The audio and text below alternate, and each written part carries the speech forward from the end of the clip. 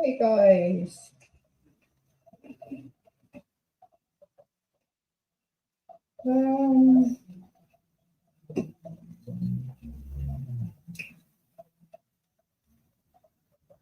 Just turn this off a minute.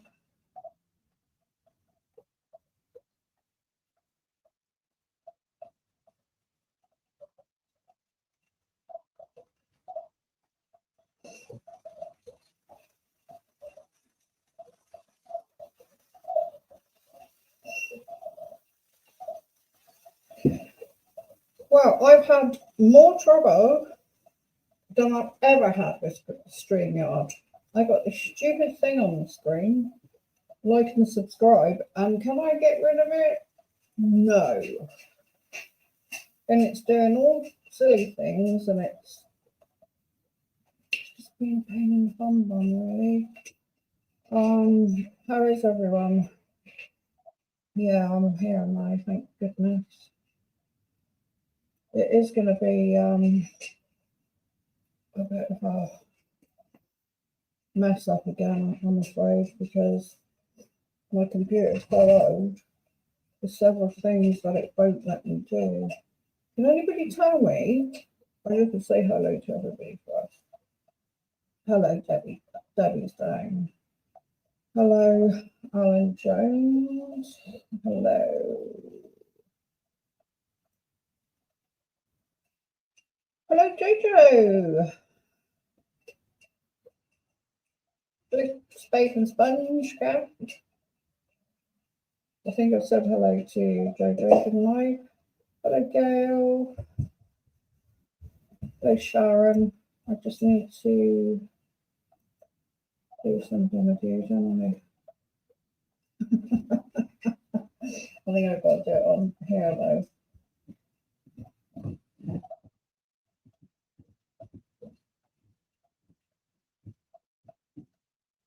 Just bear with me 2 seconds.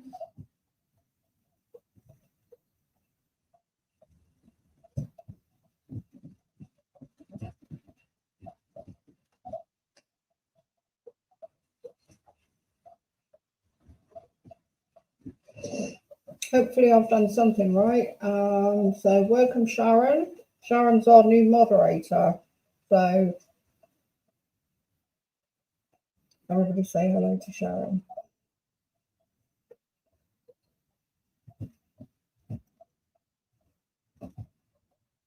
Hey, Bluebell. Hello, Gail. Hello, Steve.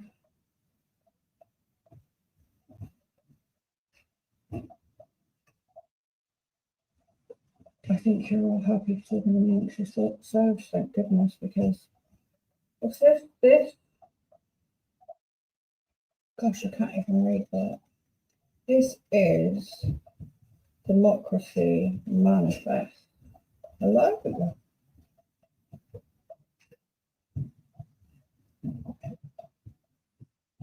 Gail, I'm all right. Just it's the old brain fog, isn't it?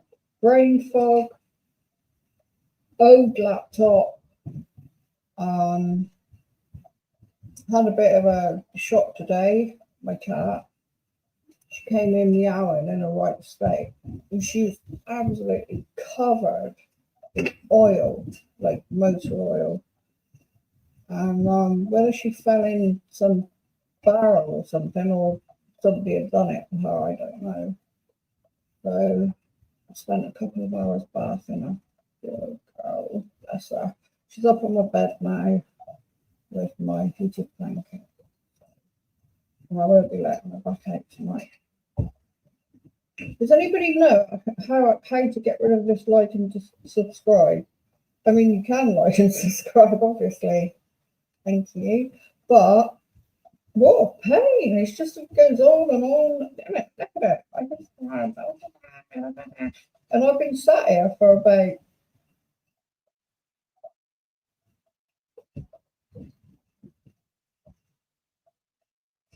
Hi, Norsara. Do I have the right word? Was that it properly? I haven't left anybody out. Yes, I've been here for, oh, I'm so hot. I must get my fan out in a minute. I've been here for so long trying to get rid of this like and subscribe. And then, I say then, no, that happened first actually. It said that, I'll pay, I think it's $44 a month. And then it reckons I don't have membership and I had to sign up again. So I don't know if it's done on a yearly basis or what. So I just did the free trial like for an hour. See what I mean on my head? For 24 hours. Maybe that's why we've got all this things on it. But I thought I'll sort it out tomorrow, can't I? Oh, dearie me. And there's a couple of things I wanted to show you, but I can't. They won't upload onto my laptop. And I thought they were on my laptop, but they're not. I will have another look in a minute. I thought if we start off with, I don't know, just watching something silly. I don't know what your ages are. I mean, as you know, so, it was a matter of just like, what can I put on? Finding something to put on. So we have a look at this. I don't know, might bring back memories. Is it going to let me onto screen? Honestly, it's all changed again. It has. It's every single time I come on here, it's changed. That's my head in, honestly.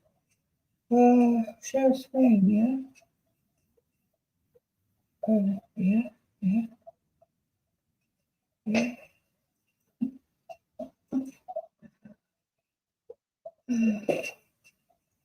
Where don't you start?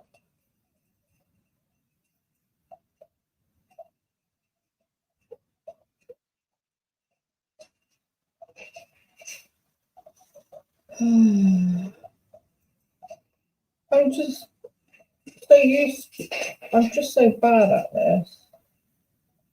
And I don't understand why, because I've done it enough times, but it's just every time I come on here, it's changed.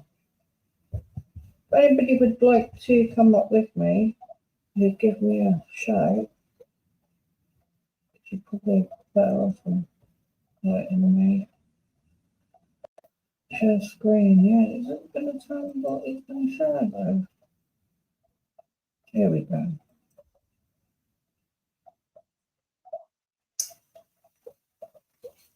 Just have a quick watch of this for a minute while I sort myself out. I suppose I've got to get it to play, really. That'd be a good idea. Christmas drinks from the 1970s and 1980s that you'll struggle to find poured the same way today. These weren't fancy bar cocktails. They were the bottles that lived on sideboards all year and came out in December like old friends.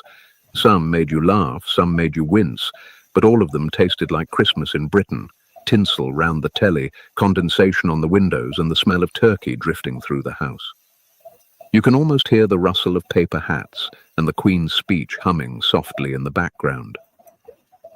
And by the way, I've shared this from Dear Old Britain. I hope they don't mind. I do watch them quite a lot, actually. I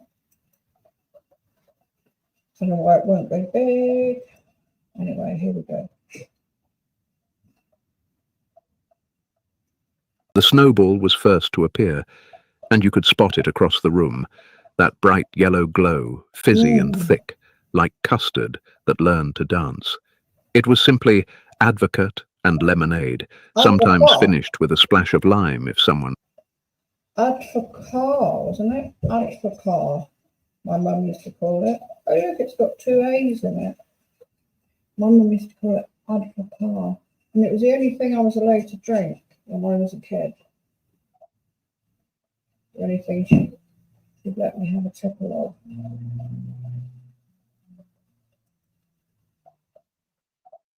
Remembered.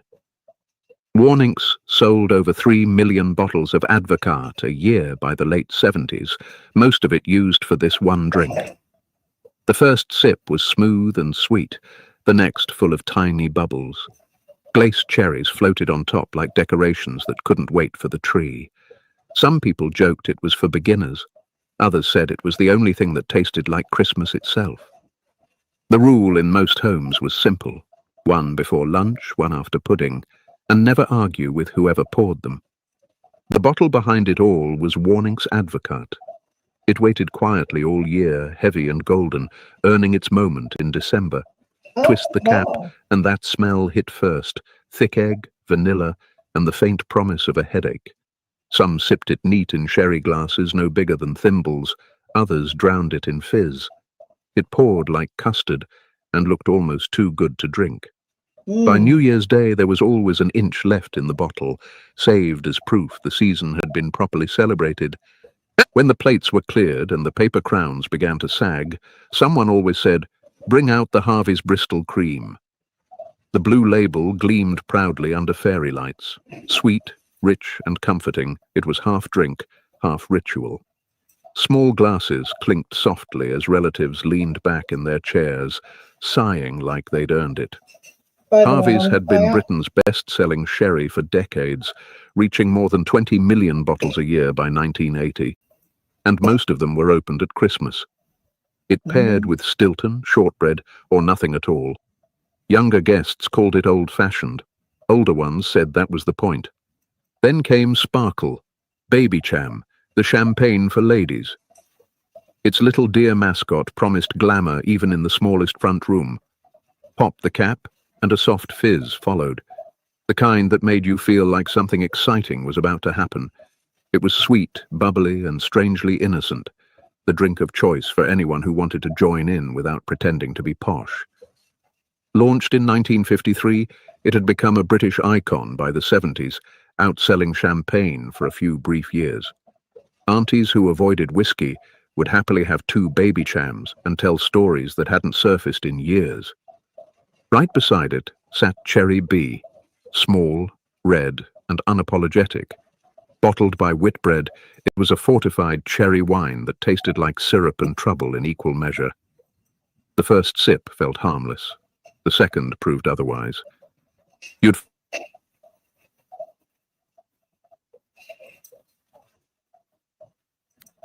Nobody pretended it was classy, but everyone smiled when it arrived. It was sweet, loud, and perfectly British in its refusal to take itself seriously. For those who liked warmth over sparkle, there was eggnog. Some made it from scratch: milk, cream, eggs, nutmeg, and a shot of brandy, while others poured it straight from a carton and called it homemade. It came thick and pale, like custard that had wandered into adulthood. Arguments over spice levels and strength lasted all afternoon. The punch bowl appeared, the ladle clinked against the rim, and the room smelled of nutmeg and comfort. Children said it tasted like pudding. Adults said that was exactly why it was good. Meanwhile, on stovetops across the country, mulled wine simmered quietly. Red wine, orange slices, cloves, cinnamon, sugar. Maybe a drop of rum if Dad was feeling generous. The steam carried through the house, mixing with pine needles and roast potatoes. Hands wrapped around mugs, cheeks flushed from the heat. It smelled like home. By the late 70s, even pubs had started serving it, proof that warmth was now fashionable again. Long after the guests left, that scent of cloves lingered in the curtains, a souvenir of December. Then there were the bottles that looked worldly.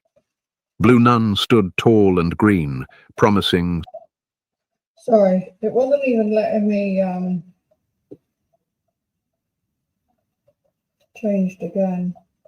It wasn't even letting me pause. Is everybody all right in chat?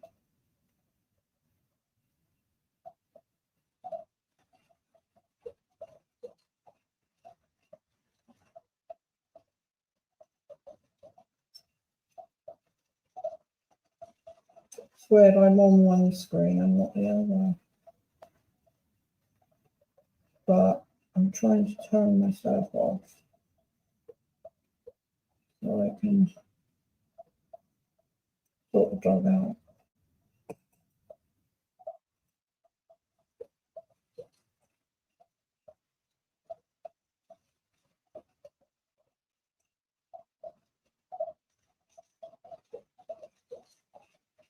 Oh, stop now. Honestly.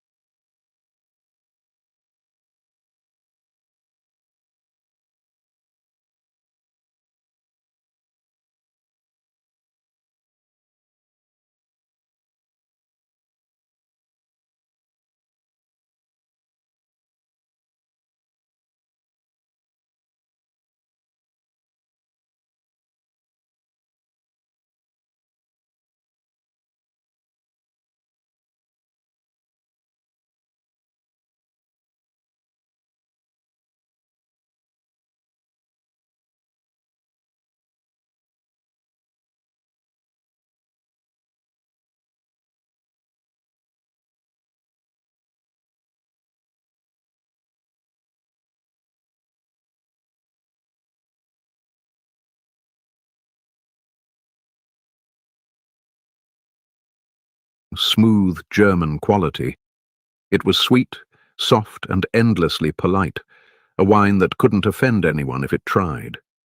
Britain imported more than 1 million cases a year during its peak in the mid-70s.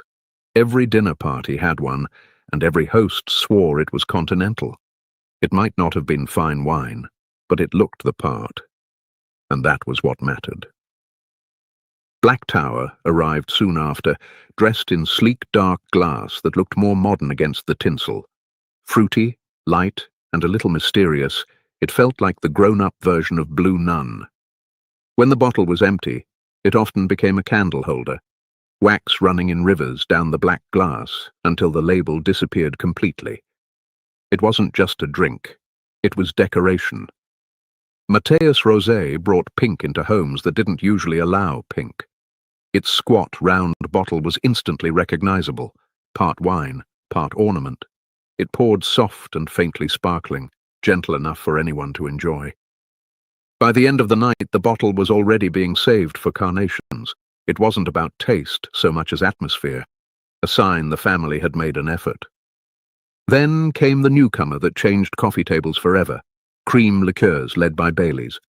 Launched in 1974, it mixed Irish whiskey with cream and chocolate in a way that felt indulgent, yet familiar. You poured it over ice, heard the clink, and felt the warmth spread faster than the fire could manage. By the early 80s, it had become the world's best-selling liqueur, and no Christmas was complete without it. And finally, spiced rum, the scent of the new generation. Captain Morgan's bottles lined pub shelves as the 80s approached. Vanilla, cloves, and a touch of sugar made it the winter alternative to sherry. Mixed with cola or served neat in chipped tumblers, it warmed you faster than central heating ever could. For younger families trading tradition for something a bit livelier, this was the new Christmas spirit. Literally. These first 12 drinks were the heart of Britain's Christmas. Sweet or strong, sparkling or smooth, they filled the gap between thrift and celebration. They didn't care about status or fashion. They were made to be shared, poured in mismatched glasses, handed across patterned carpets, and remembered long after the lights dimmed. The fairy lights blinked beside the telly, glasses clinked in chorus, and Britain quietly said the same thing it had said for generations.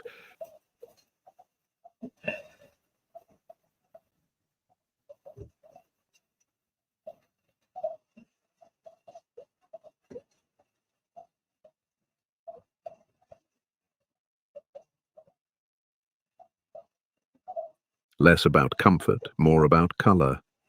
These were the bottles and concoctions that turned ordinary living rooms into makeshift nightclubs, even when the carpet was shaggy and the record player kept skipping. The Harvey Wallbanger was first through the door, tall, golden, and dramatic. Vodka, Galliano, and orange juice stacked together like a sunset. A 1976 advert claimed it would brighten any winter day, and for once the slogan wasn't lying. Galliano, with its long yellow bottle, suddenly appeared on sideboards up and down the country. The first sip was smooth, the second sweet, and by the third, you were convinced you could dance.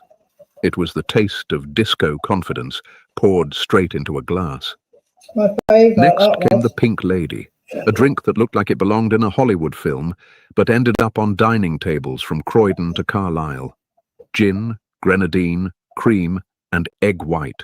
A frothy mix that turned out pink and proud of it. You didn't make just one. You blended a batch, poured it into whatever glasses were clean, and hoped nobody minded the smell of fairy liquid from the wash-up. Every sip was a mix of charm and chaos, the kind of drink that made you feel braver than you were. While city parties went pink, the countryside went purple. The slow gin fizz was a quieter, homelier cousin, made by steeping wild sloe berries in gin each autumn, then hiding the bottles in airing cupboards until December. It poured deep red, tart and slightly sweet, with a sparkle of soda to wake it up. You didn't buy it, you made it. You poured it for guests and said proudly, "Home brewed." It tasted of hedgerows and patience, the kind of drink that turned cold evenings into stories. If snow covered the streets properly, Did any of you, is my mic on? I'm hoping it is. Not flashing. Get something else that's not working properly. Nobody can all hear me. Did any of you used to steal your parents' drink? I was a little bugger when I was about 13, 14. We used to have to, we had like Tupperware cups, and we used to go through the drinks cabinet and pour a little bit of this, a little bit of that. So it's like really strong. We used to go and get drunk. Yeah, very, very naughty we were. Very naughty.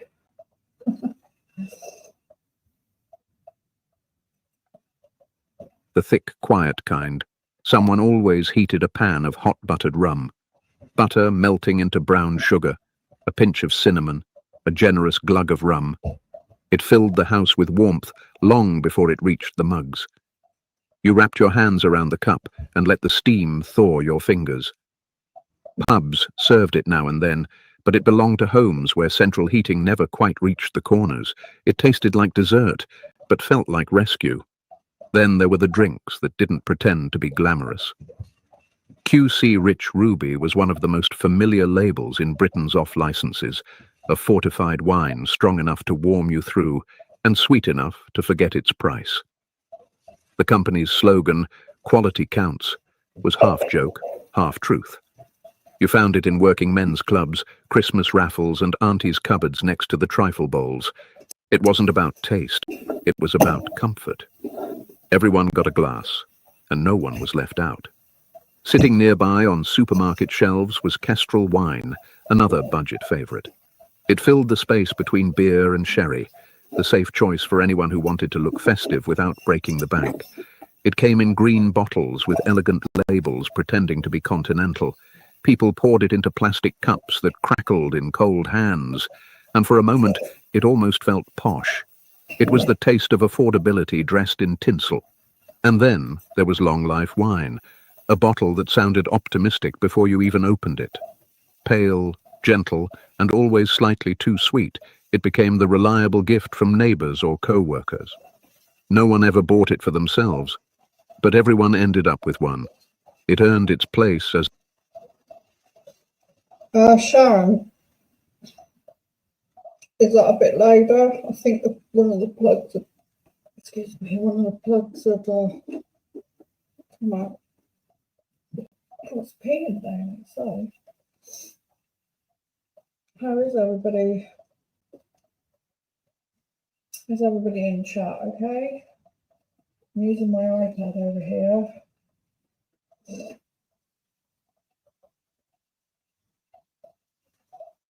Oh, one of these days I'll get myself a proper setup.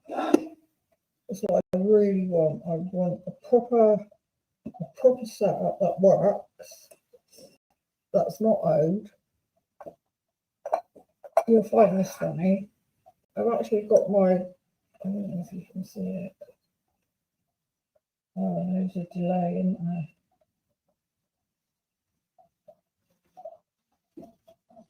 So it's not working at all now.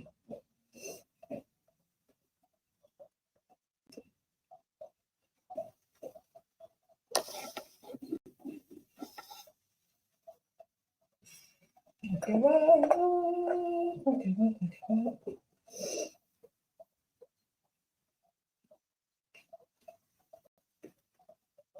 just keep, hopefully you'll be able to hear this. The toast wine, opened when the good stuff ran out, raised politely and never wasted.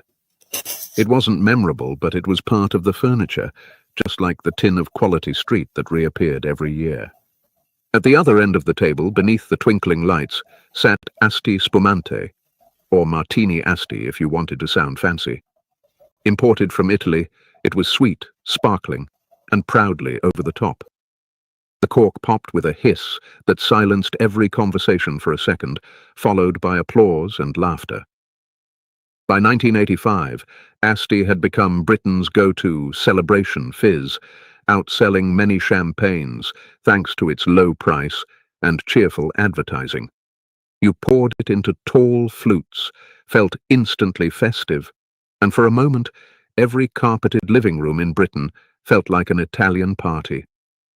These were the drinks that defined Britain's new Christmas confidence, a mix of homemade pride, supermarket bargains, and borrowed glamour. The old generation still reached for the sherry, but their children were shaking cocktails and buying Italian fizz. The music got louder, the colours brighter, and the drinks sweeter. From QC's deep ruby syrup to Asti's golden sparkle, the message was the same. After years of rationing, cold winters and quiet evenings, Britain finally wanted to have fun. By the late 80s, Britain's Christmas table had begun to change again. The old sideboard bottles still stood, but they shared space with newcomers that shone brighter, fizzed louder, and vanished faster. Supermarkets had replaced corner shops, and imported labels lined the shelves beside mince pies and tangerines. Yet, even as fashions shifted, a few drinks clung to the season, not quite classics, not quite mistakes, just brief glimmers of a Britain trying something new. First among them was Riccadonna Asti, Martini's cheaper rival in the fight for sparkle. It promised Italian sophistication at a British price, and poured with a soft fizz that always seemed to fade too quickly. The label gleamed gold, the bottle looked smart on a sideboard, and for a brief second, you could almost believe it was champagne. Its cork sighed instead of popping, but that gentle sound became familiar in homes that wanted a touch of class without the cost. By the Queen's speech, most bottles were empty, or at least forgotten behind the Quality Street tin. Then came the woo-woo, and with it, colour. Vodka, peach schnapps, cranberry juice, the drink of the late 80s, as loud as the music and just as sweet. It was the sound of neon lights and hairspray, served in tall glasses with a straw. It didn't belong to quiet family rooms or sherry glasses on crocheted mats. It lived in pubs with chrome stools and mirrored walls, where everyone shouted to be heard over Rick Astley. People ordered it for the name, laughed, and ordered another. It wasn't timeless, but it was fun while it lasted. And for a brief, shining moment, it felt like Britain had caught up with the rest of the world. The Blue Lagoon followed, and if you saw one, you still remember it. Electric blue, sharp as lemonade, vodka and curacao mixed into something that looked more like washing up liquid than wine. But nobody cared.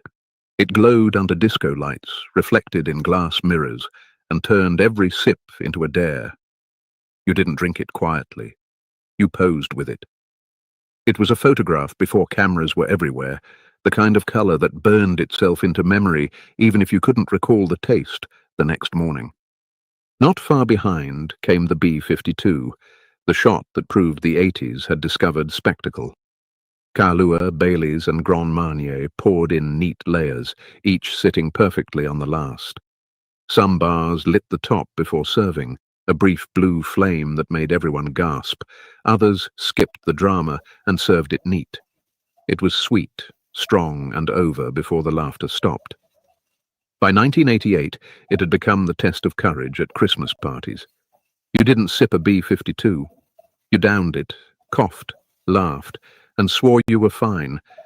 And then there was the Mateus Rosé Punch, a homemade curiosity that never quite decided what it wanted to be. You found it at the quieter gatherings, usually when someone said, "Let's use up what's left." Half a bottle of rosé, a splash of lemonade, chopped fruit, and the hope it would taste all right. It rarely did, but nobody minded. It was cold, pink, and cheerful, poured into mismatched tumblers and topped with optimism. Most of the time it went back into the same Mateus bottle that had sat on the windowsill for years, now dressed up for one last Christmas. By the time the 90s arrived, these drinks were already fading into memory. Riccadonna's corks were replaced by screw tops, the woo-woos slipped off menus, and the last bottles of blue curacao gathered dust behind the gin. People traded baby cham for Prosecco, and Baileys became the only survivor from the golden years. Even the old glassware, the saucers, coupes, and etched flutes, disappeared into charity shops and attic boxes. But for one bright stretch of time, these drinks told a story of Britain learning to celebrate again. They weren't perfect, but they were hopeful, colourful, fizzy, and proudly over the top. Each one captured the feeling of trying, of turning a small living room into a disco or a supermarket bottle into a toast. The world was changing, and Britain was keeping up, one clink at a time. The smell of cloves might have faded, but the memory never has. The laughter that spilled over the sound of the telly, the soft fizz from a half-flat bottle, the warmth of holding a glass that someone else had poured. That was the real spirit of a British Christmas. Not the recipes, not the labels, but the moments between them. And for everyone who remembers those nights, the snowballs, the baby chams, the woo-woos and the rest, those moments still taste the same, sweet, bright and full of home. Hello, and welcome back to The Nostalgia Brit. Take a deep breath.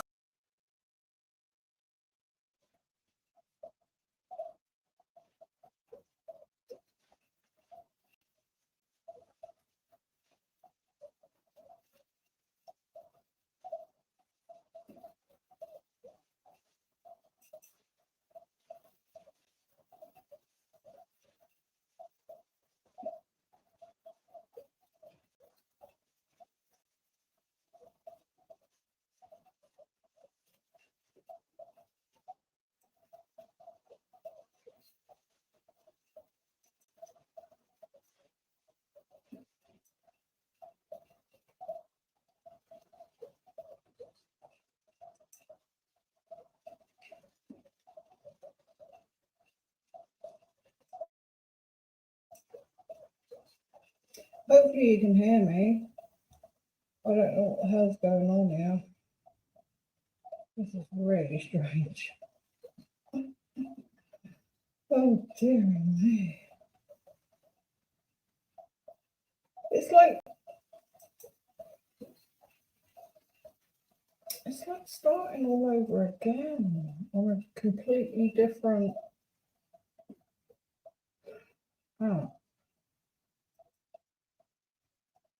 without any practice.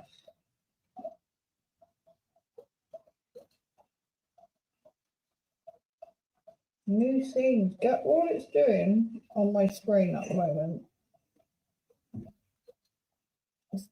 advertising, advertising, advertising, advertising. Don't get it at all.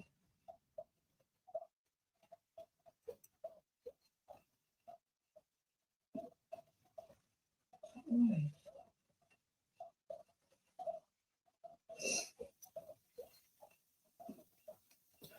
Okay, no.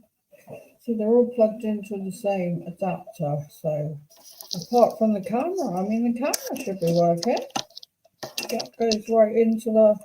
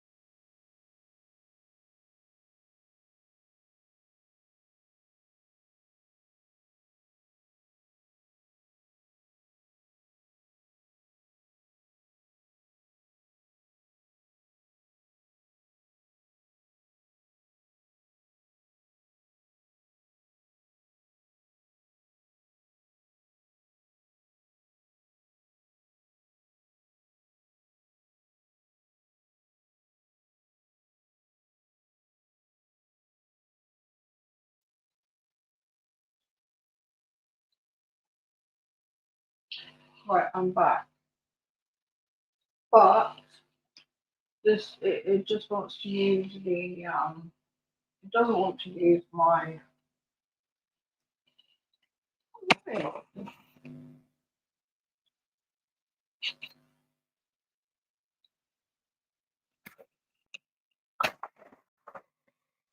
Sorry. It feels like, it sounds like something's dripping. Right, can you hear, well, you should be able to hear me because the things are going up and down. I have two active scenes apparently. Demo scene, that's what we're on. That's why it's doing all that stupid stuff. I don't think I'm going to be able to do anything really until the 24 hours is up. So we'll forget about the bloody camera. Got my microphone, that's working, isn't it? No, hope this is the one that's plugged in. Unless they're both working all of a sudden. Should be. Settings. Camera. Yeah, it's gone to FaceTime camera. 4K webcam. Okay, we're back on the other camera now. Can't promise it's always going to work. Audio, external microphone built in.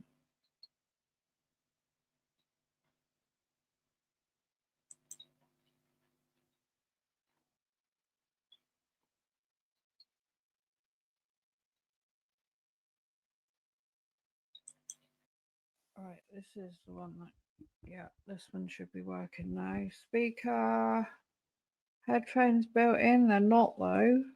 Got them here.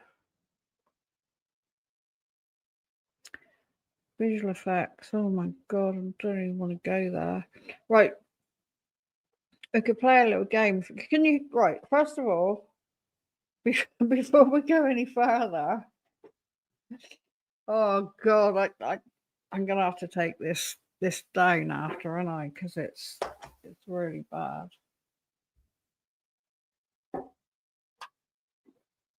Does anybody want to come up with me?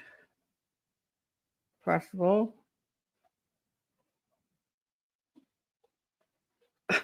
Gail, bless your heart. I feel alone here. Yeah, so do I. I think everybody's left. Can't say I blame them. On and off. Oh. Right, I should just pick up all this shit. If I was using my iPad, it wouldn't be a problem. I could just use it and know everything's gonna work. You know? It's mad, isn't it? Alan, oh, you're still there, thank you. Sharon's still there. Gail, Debbie, thank you.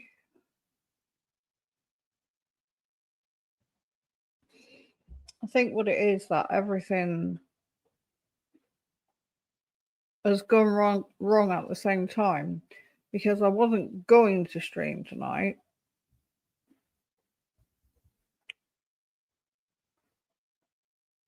And I thought, well, something needs to be talked about, which we'll talk about later. Going to be very hard showing it because everything's messing up. And then my StreamYard account is giving me a free one. Not the free one. Whereas I did pay $44 this month for the one I normally use. It's just like, don't swear, just gone wrong really. I couldn't even put my now, like, say I was to see, normally if you want to go and do something, you can just put your avatar on instead of turning yourself off altogether. You just turn on your avatar, go do what you got to do, and then come back, turn your avatar off, camera back on. But it won't even do that. It's I mean, honestly, I was probably here for a couple hours trying to sort it out. Edward, are we going to discuss Edward? Well, I was going to. Yeah. That's why I've started. That's why I'm streaming tonight. I mean, I was going to come back like in the week and start streaming, about this, that, and the other.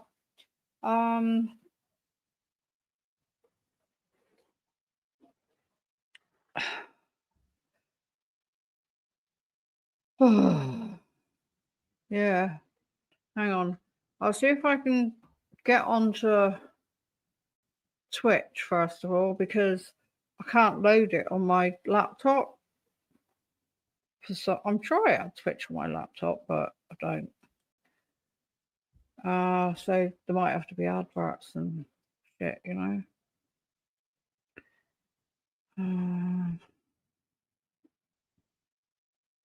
Because I mean, every time I try and like sign in, it sends me a thing to my phone, like it does, and then it says, "No, that's wrong." So I thought, right, I'll send it to the email. No, that's wrong.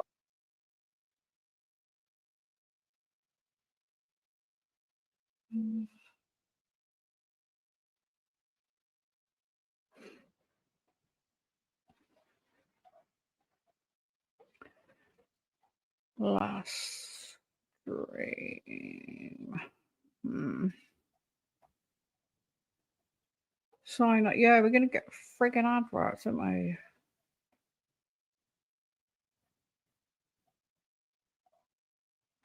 Just that. Switch it all off and then start streaming from my iPad. And that's not going to be great, is it?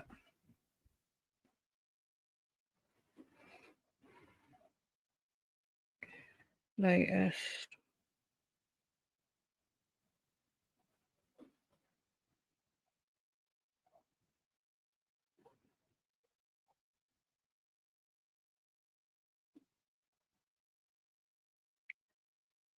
For me, anyway. And if he took it down with stuff.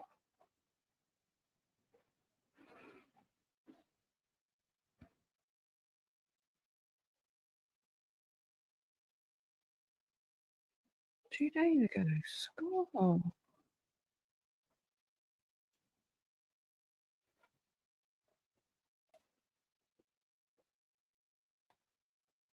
Oh no, listen to them. All I'm getting is bloody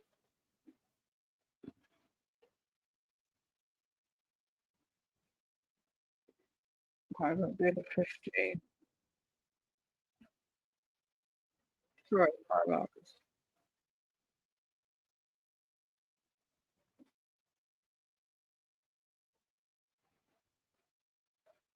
Right, give me a sec.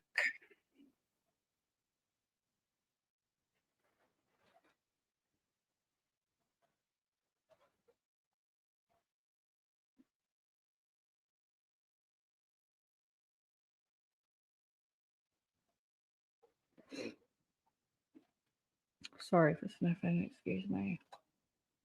Log in, yeah, I did try. Wouldn't let me. Right, so this is the one we need to share.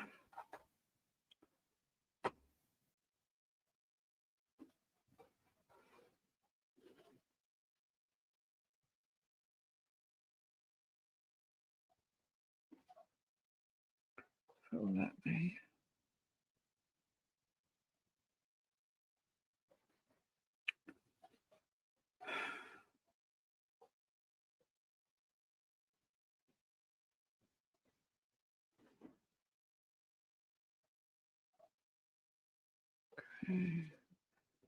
I don't know if a lot of you will have watched it last night or not.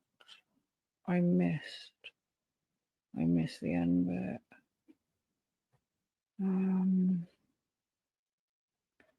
Please let me share it. Don't mess me around.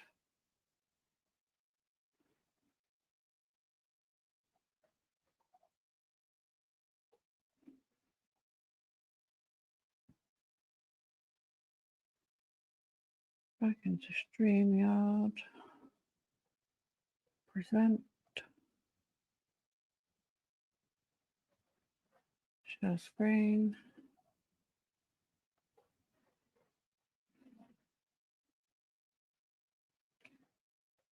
Switch.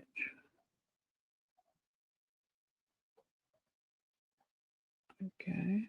Entire screen, yeah. Like to. Oh, no, that's not gonna work, is it? Okay, share.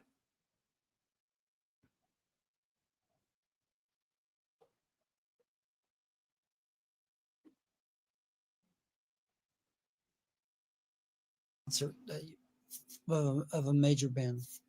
They would sing some of their songs and some of other people's songs, but they sounded so good.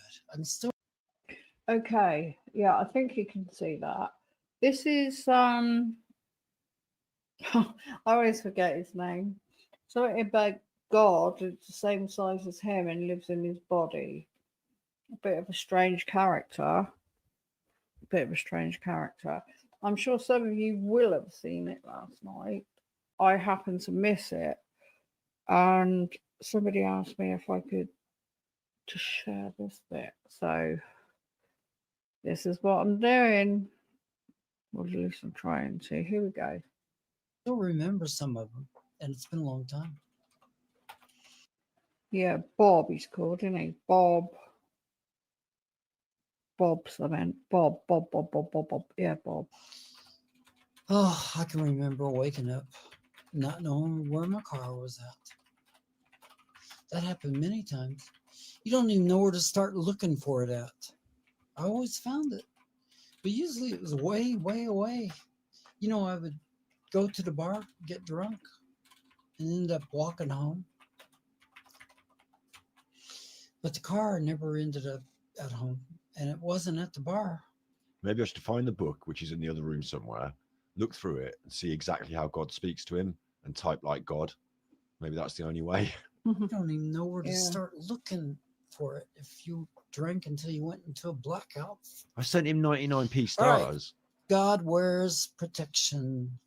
What's going on now? Why do you live in a basement? Basically, what was happening is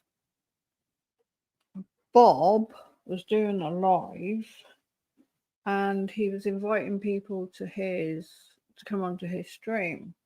So Scott was trying to ring him, so that he could get onto his screen his stream, because Scott follows him a lot, and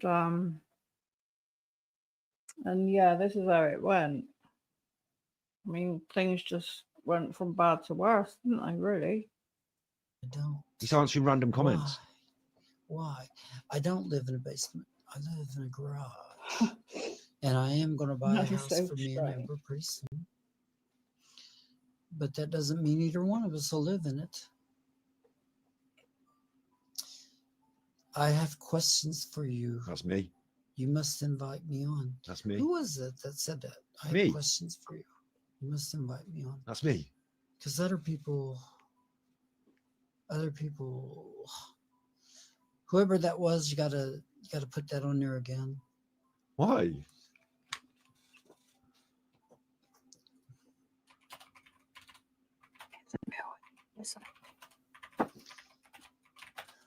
I'm looking at the comments and I'm just not responding to some of them. If I live in a garage with Amber, what difference does that make? I'm only home to sleep. I'm only home to go to bed. You know, I'm not there to hang out. Did he just bait make that me? my fun place. So why would I need a $50,000 house to do that in? I just put it again. Did you bait me? Some of the comments are pretty cruel. I'm not being cruel. Invite me on. Anyway, you guys. Okay, Scott Jessup, I That's have me. questions for you. Yes. You must invite me on. Yes. Did you hear that? He actually said Scott Jessup, because Scott's been he's trying really hard to get onto his stream, because he shows a lot of him in that, and yeah.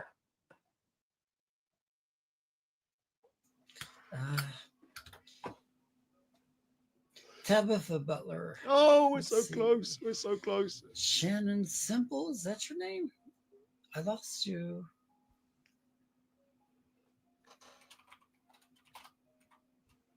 Sorry about that.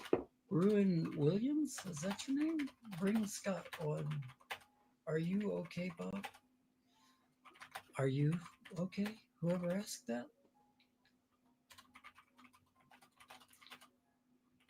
All right. God's told me not to read the comments. I can see why now. We got one guy that's writing every 5 seconds. As quick as he can type the same message in over and over and over and over and over again. That's not me. That's a waste of time. Paul Schofield, Bob, I think you're... I lost it. I'm the only one being nice. Let's see. Betty Kilden Owaski or something. No doubt, Bob. I can't read your How did he swerve comments. us? Why did he swerve us? I can't read that on here. Why doesn't he like me? What I was trying to show you just now, when I crashed, is I have my laptop on, I don't know if you can see them, cat food tins. I knew they'd come in handy for something. So it's a little bit higher. Try to get my chair a bit higher. Anyway, here we go. Are you okay, Bob? Julian Maker, is that who asked me that? Are you okay, Julian? Eddie Brown's on there. What's okay? Who? Wait, Eddie Brown's on there. That can't be the real Eddie Brown. What? Is that the real Eddie Brown on there? Nah, can't be good at it. Is that the real Eddie Brown there? Nicole Shout him as a friend. Renfro. Hello, Bob. Shout him as a friend.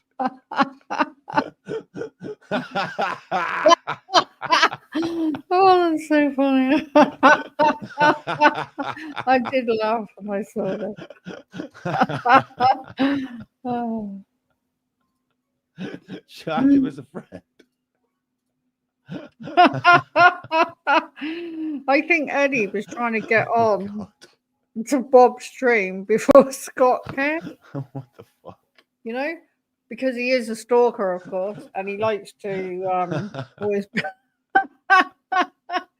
It did make me Oh, laugh. fucking sorry. But days. it's winter. Doing this run. When you guys are not saying What the anything fuck's he doing? that I'm able to respond to. He's stalking Anyway. Bob. Oh. You guys, whenever it comes over, Fuck Bob. We hooked ourselves a nutter. We hooked ourselves a nutter. Fuck off, Bob. You're done. Yeah, yeah, we've got a bigger nutter than Bob.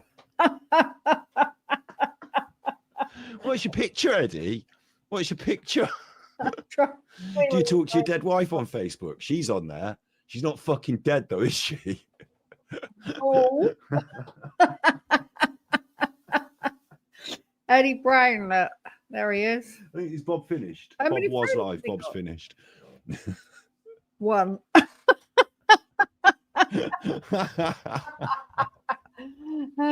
One friend. Eddie Brown, one friend. Oh dear. Is that the real one, or has someone just set that up just to troll? Sorry. Or someone just set that up for a laugh to cause trouble between us all?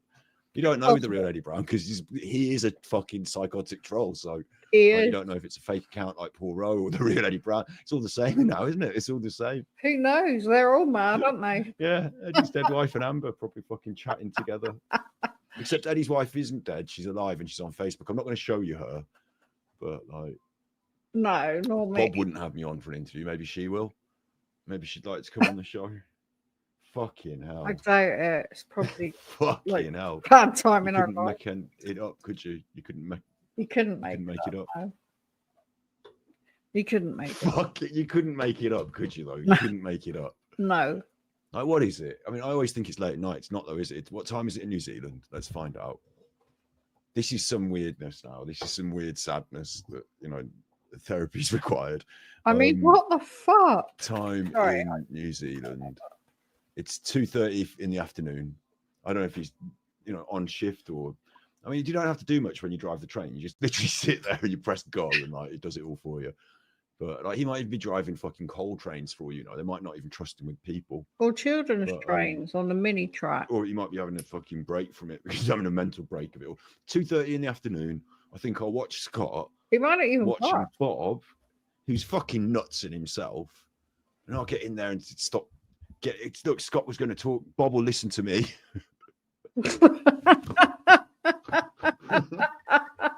What did he say as well? His comment was Jessup's a clown, was it?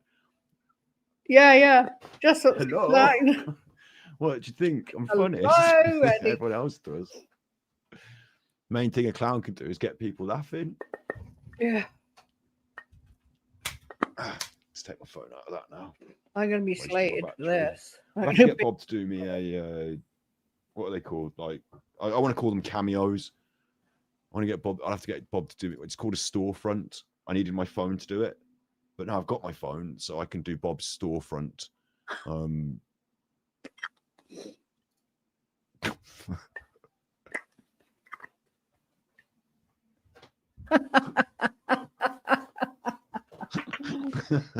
You must have read. It's funny.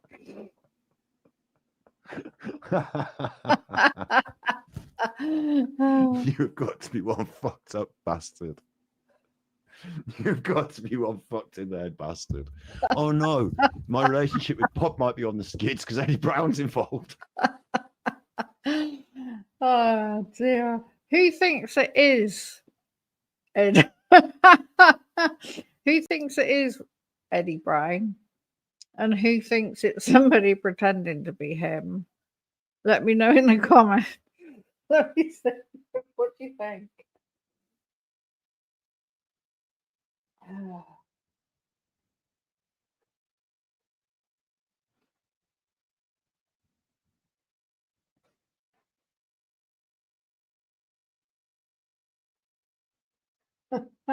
Yes, Debbie, he did.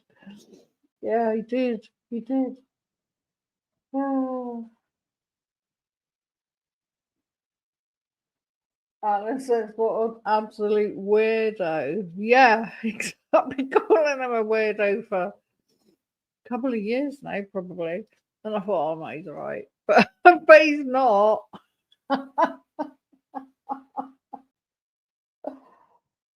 Oh. Yeah, he has to be lying again. He lies all the time, doesn't he? He doesn't even know how to tell the truth.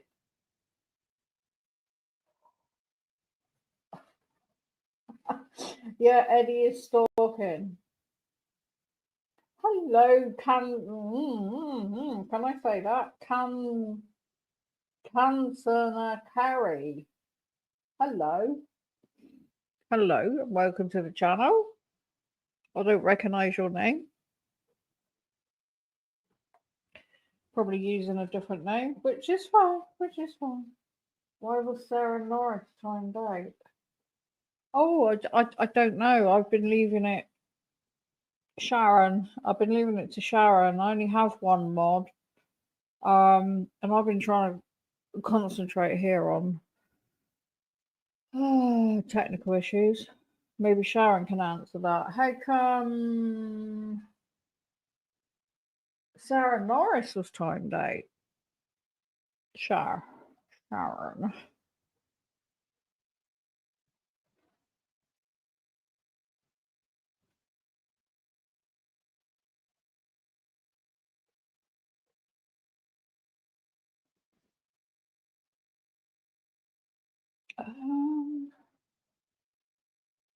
I'm afraid I can't answer that. I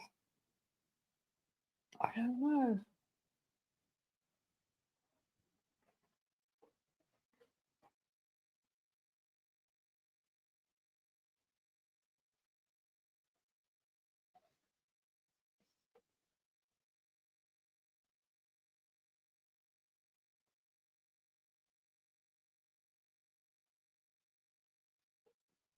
What? So is somebody saying that Sarah Norris is Eddie?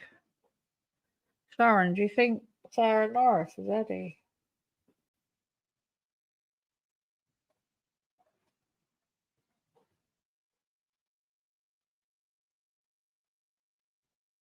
Anyway, I'm gonna carry on with this before I forget how to do it.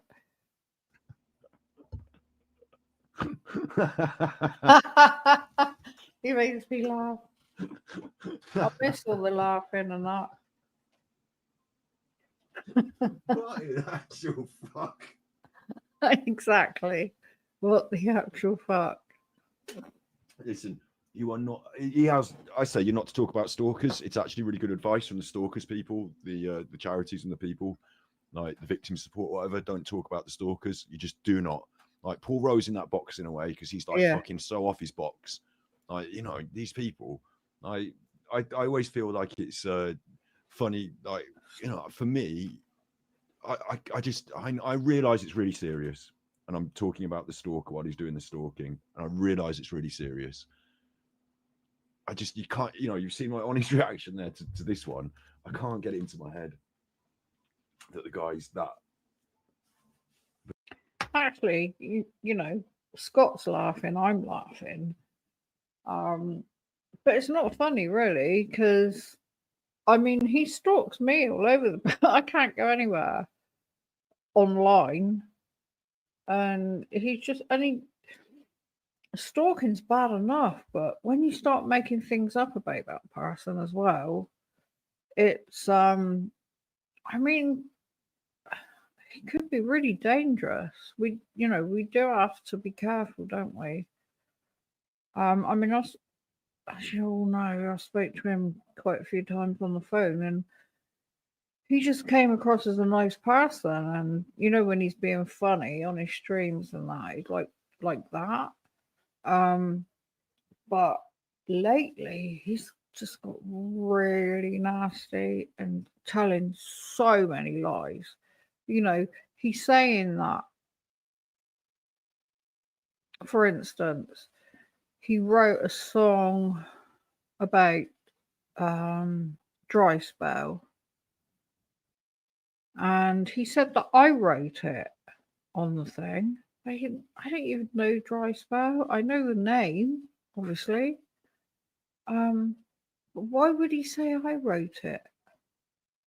The only songs I've ever written, they're either like alright songs, just about life in general, and I've written songs about Eddie, because not that many, but it's because he's written songs about me.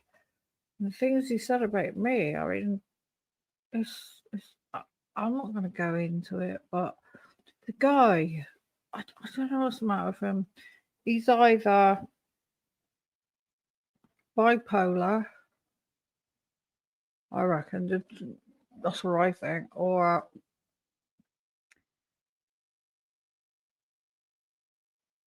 I would say he's probably more like a paranoid schizophrenic, because if you read about people like that, it does sound a lot like him. I mean, I'm not saying that he is, but it comes across like that, and people like that can be dangerous. So we do need to be careful. I mean, he's like so angry at the moment, because I mean, Scott and me, we've sorted our differences out now, and we're okay. And I think that's what adults do.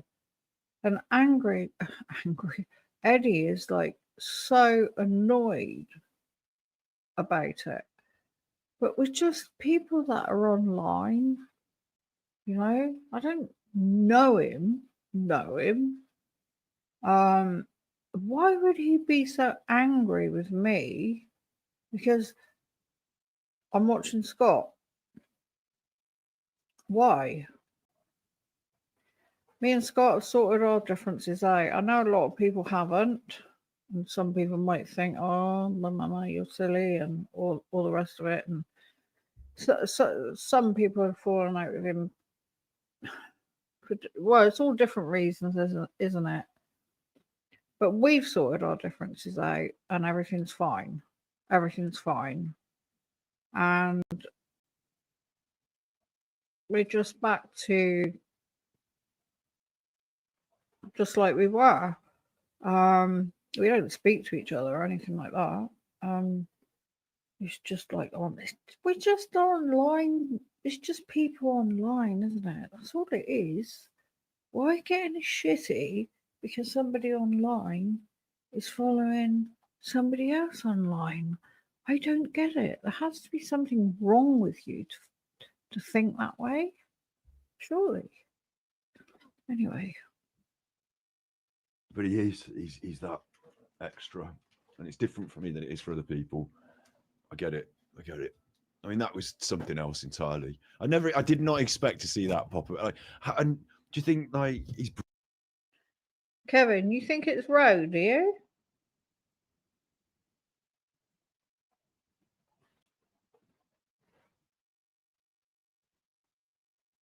I haven't seen you yet, Dry Spell, but I've seen Sharon say hi, Dry Spell. So, hi, Dry Spell. And I never wrote that song about you. I promise. I wouldn't. I didn't. I wouldn't, you know?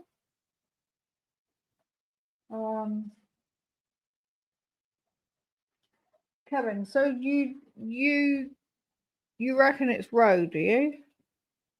100%. But then you see, you and him don't get on. So is it a possibility that you could blame everything on him in your mind? You know? How do you know it's not Eddie?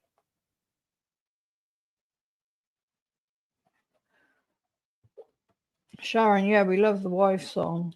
Dry Spell. Is it okay if I play that in a minute? Because that is a really good song.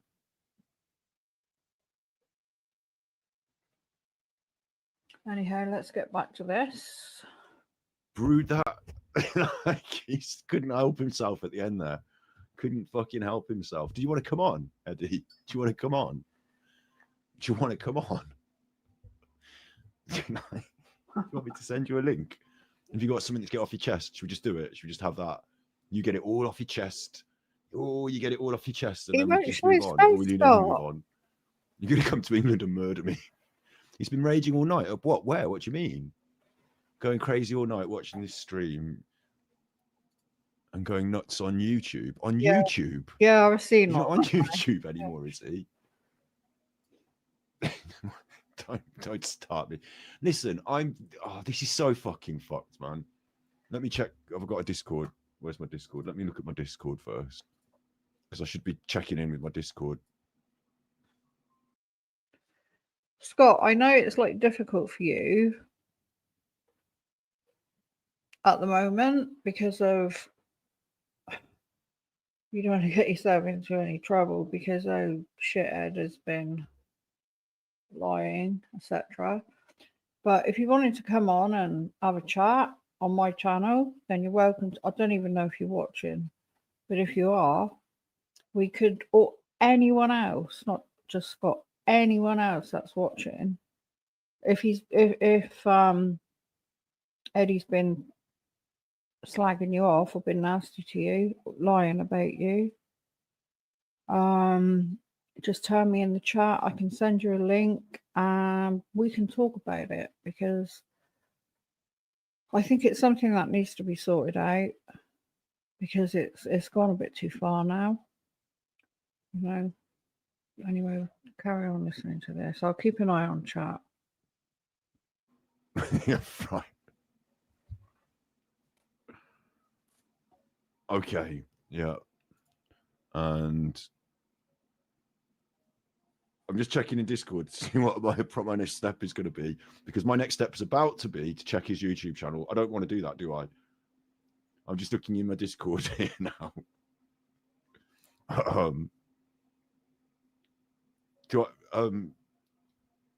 Anyone out there particularly that I might be, talking to?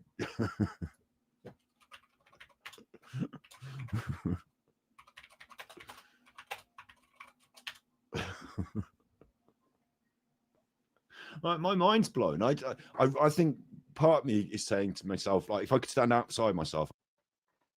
I know we're laughing about it, and Scott's he's just got this knack of making things funny that shouldn't be. Excuse me. Excuse me. Sorry, I've still got a bad chest. He just has a way of making things funny, but it's quite serious, especially if he's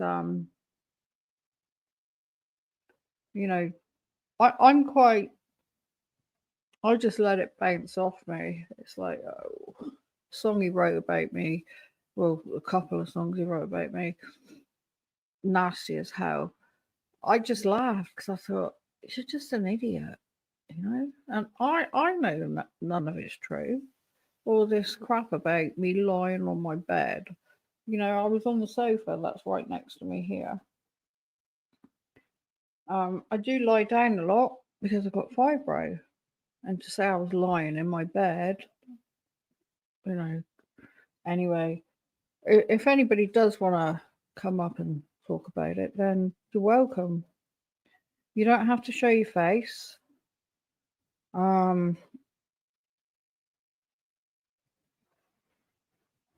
We can use an avatar or something. You don't have to show your face, but you don't even have to say who you are. If you want to come up and talk about it, then you're welcome.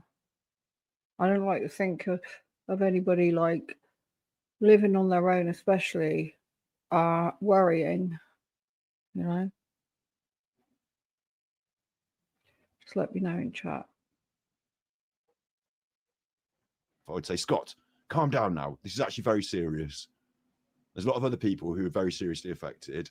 And it's not just one person, it's a whole load of them. And I made a misstep the other day by not taking things seriously enough and not even listening to, I'm not even reading chat as it goes by now. But what's my move here? What's the correct thing for the community? because my gut feeling is that my move here is just to get his YouTube out and look at it and be like, what the fuck are you doing, you nutter? But like, yeah, let's not, should we just not, like, maybe I'm not doing that. I know you're saying about it in chat and you've seen it, but like, I'm obviously unaware of it. And I think I'm happier in that world. But like, at some point I might have to go and review it. I mean, if he deletes it all, I might not get a chance to. What do you think? My guardian angels in Discord, do you think that I should just take a look at it and screenshot it or something? Or is someone else doing that? Or like, do you know what I mean? What level are we talking about here?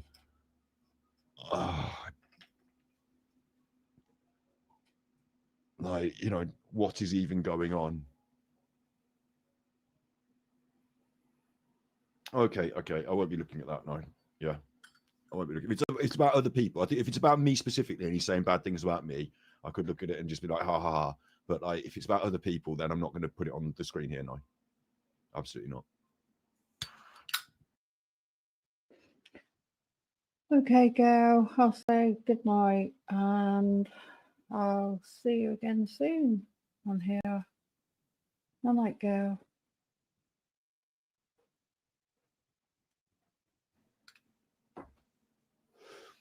Like, it's so weird to me. My comment before we got onto all this, before I got onto all this other stuff, my comment then was just about to be that he lives in New Zealand, and I think it's funny because he's got like, he's so angry and he's all the way over there and he can't. But like, it's got to a point where he might come to the UK just to murder me, and like, I shouldn't even joke about that, should I? But like, you know, it's got up to a weird point. So like, for the other people who feel like, you know, more serious, it is really serious. I do feel seriously about it, but you know what I mean? Like, I've always taken it in my stride and just like laughed it all off. But I totally see it from other people's point of view, really. So I'm not here to see what's the thing is, right? I've not been talking about Eddie at all tonight, have I? Like, I'm not talking about it. He might have come up in chat earlier. Like, I didn't respond to it. Like, I've not done a song about him tonight. We've talked about something else. If I'm honest, I was watching the stream early on, but he was talking about football, and I'm not into football. And I mean, I was watching anyway, but I just fell asleep, so I missed the end. So I caught up today, and it's like, what the hell? Completely different. I've done my Birmingham City Football Club stuff that I was really happy with, and then I've done Bob, and somehow Eddie has gone into Bob's live stream so that he's forced himself onto my channel. Like, do you know what I mean? Like, he wasn't the subject of conversation, but obviously that chat message. Yeah, it's almost like he was feeling left out because nobody was talking about him. So me doing this tonight, in a way, is like playing into his hands, but I don't care.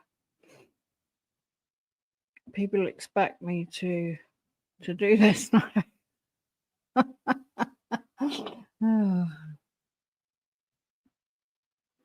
And to be honest, I don't watch anything that he does. I just stay completely away. But I get messages saying, "Oh, have you seen this? Have you seen that?" And I'm like, "No."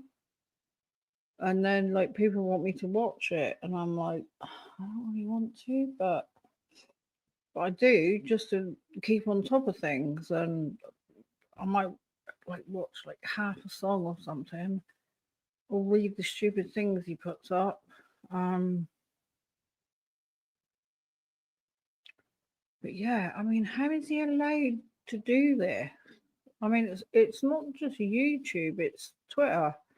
I haven't seen anything he's written on Twitter, apart from somebody asked me to look through it today, so I did. It's like, oh my God. You know? It's like, it's so nasty.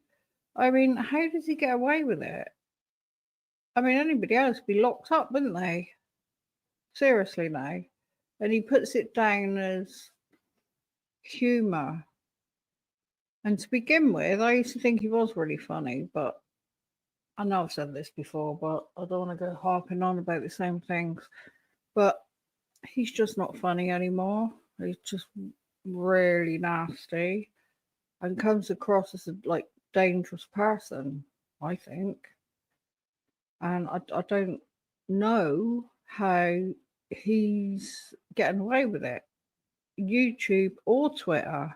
What's he called? Oh, what's his face who owns Twitter? Free speech and all that, but why the hell is he allowed to write all this stuff? You know, it's not on. It's not on. So Mr. Whatever you're called. Oh, what's he called? Yeah, I can't think.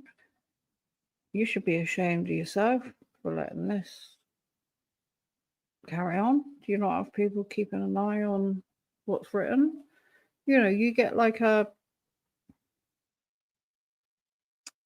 mother who writes something on Twitter, X, whatever it's called now, X, and she gets put in prison for sod all. She's got children. But then Eddie can write all the stuff he's writing, and he just gets away with it. It's not taken down or anything. I mean, it's not right. Not right.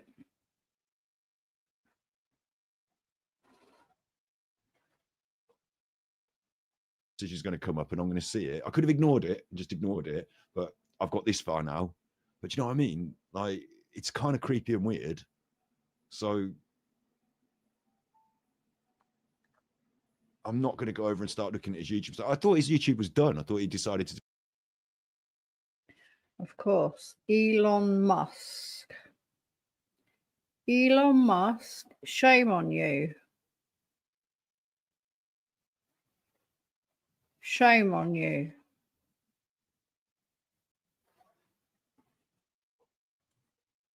Delete it. He never deletes them, does he? Except it's funny, isn't it? This is funny. I will say this. The stuff, the trolling stuff, like the psychotic weird stuff that you wouldn't want anyone to see because it makes you look fucking weird. Show it your daughters. Like that stuff. I bet they like Eddie Fat Shit Dickhead. They like drum and bass. I bet one of them likes that. Like that stuff, it just gets hidden and then put back up then, yeah? Like, despite all this drama about I'm taking it down, do a poll, all this, like, oh, I'm taking my ball, I'm going home, and like, you know, all this fucking, and then it's back. And like, it's all just a nonsense drama, yeah? Or just like a cry for attention, a desperate cry for attention. And then like that we've seen tonight is the most desperate cry for attention I've seen in a long time. Like I haven't seen toddlers in fucking boots, you know, screaming the place down over a fucking sandwich for, you know, that is a desperate cry for attention. That is, or a new toy. That's so fucking bizarre. But they're doing a poll tonight. But the Nicola Buddy stuff, like all that stuff, that's like all the evidence, like, and that stream where he said about the drug dealer stuff and all that stuff gone forever. All the evidence of the real stuff that was like really a problem, gone forever. The stuff that's just bad about me, because I don't make a big stink of it as well, like goes back up all the time. Like Scott doesn't care. But like the stuff that people did all make a big stink out of, and like, you know, the stuff that, like really bad stuff that he's done. Apparently the stuff he does to me isn't really bad. Not like the other stuff. But in his mind, I mean, because he keeps putting it up, yeah. But like the other stuff he's done, like all of his work about Nicola. To be honest, I don't know how Scott has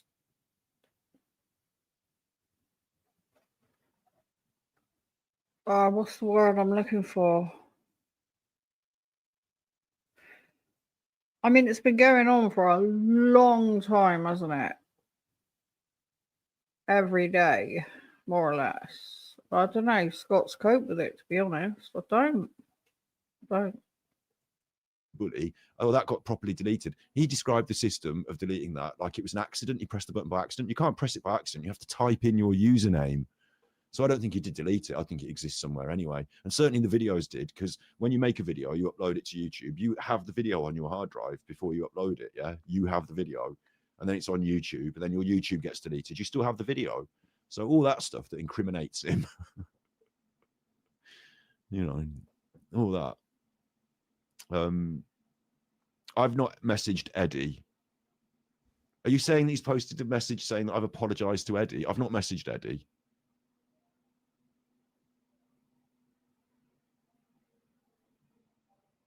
I don't message Eddie. That would be, well, like on YouTube, they can see behind the scenes. Yeah. So if you have a fake account and like, you know, what all this stuff's like on the internet, if you have a fake account, if you have 2 fake accounts or whatever, even if you've got another phone and all that shit that people do, you're in the same fucking area. You're on the same, like, people think they're using. Just give me a minute. I'm just gonna go and have a wee wee.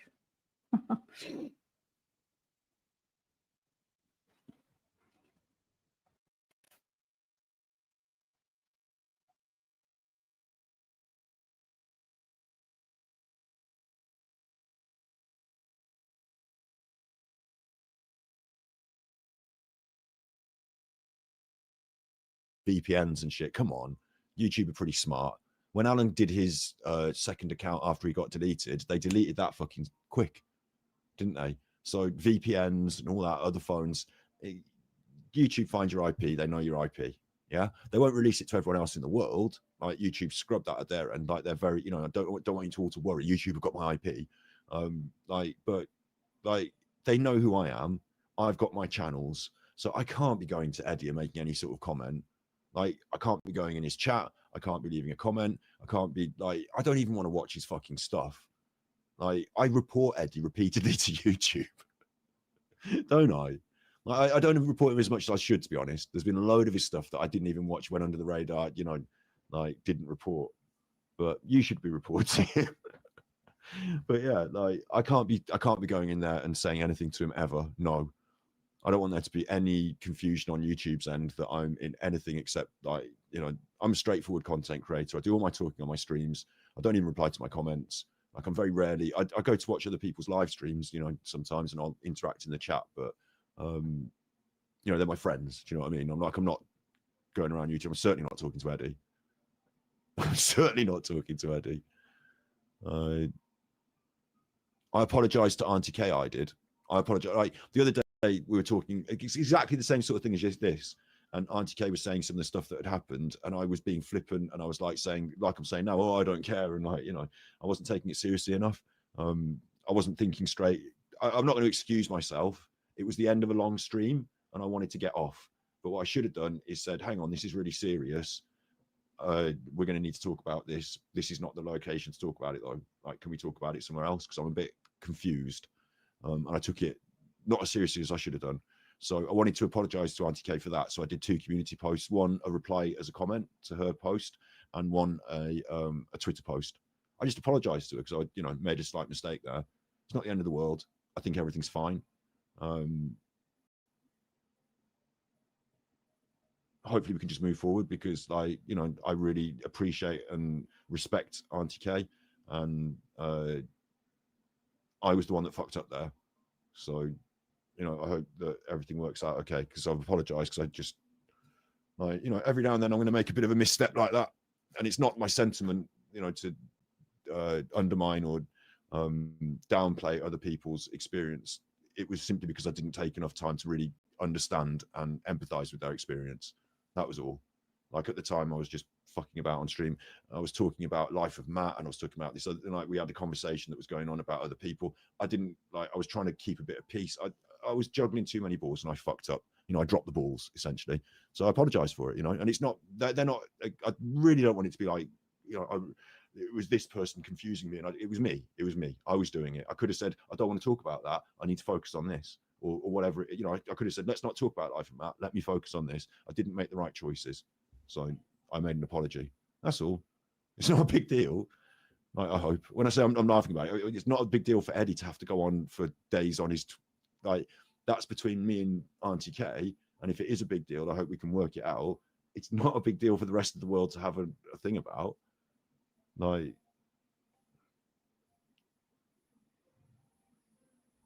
so yeah, so that's cleared up for everyone if you want. But in the future, I'm not really in the game of clearing up confusions that aren't about other, like, the only person that needs to not be confused about that is Auntie K. And, like, you know, the way to not be confused about that is me and her can talk directly. So I don't care if Eddie's confused about it. And to be honest, I love all you people in chat, but you know, I don't also care if you're all confused about it as much as I care about whether she's, you know, happy or not. So, because that's not about all each of us. So sorry to be rude there or anything, but I've explained it now, and that's the last time I'm going to talk about it. I'm just absolutely fucking baffled that tonight's show, which is now 5.5 hours in, I'm ready to knock it on the head. It's come to this because someone's got mental problems, and I fucking mean it. Like, I'm not even, this isn't a laugh a minute, you know, ha mental problems. I'm not joking about mental problems. Eddie, you fucking got mental problems. Something's gone wrong now. I don't know if it's ingrained from a long time or if it's snapped when Nicola Bully. This isn't right, Eddie. You've spent your afternoon doing this. If you think I'm not doing good, if you don't like what I'm doing and you don't think it's good, you've just wasted your time rolling around in shit. If that's what you think, you call me Scotty Poo. Well, there's shit all over you. It's a waste of your life, mate.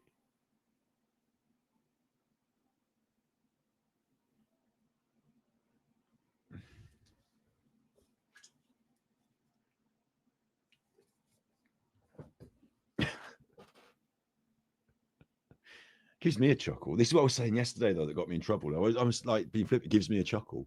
Shouldn't. It's serious. You know, it's really serious. Still gives me a fucking chuckle. Come on, like, what's he doing? What's he doing?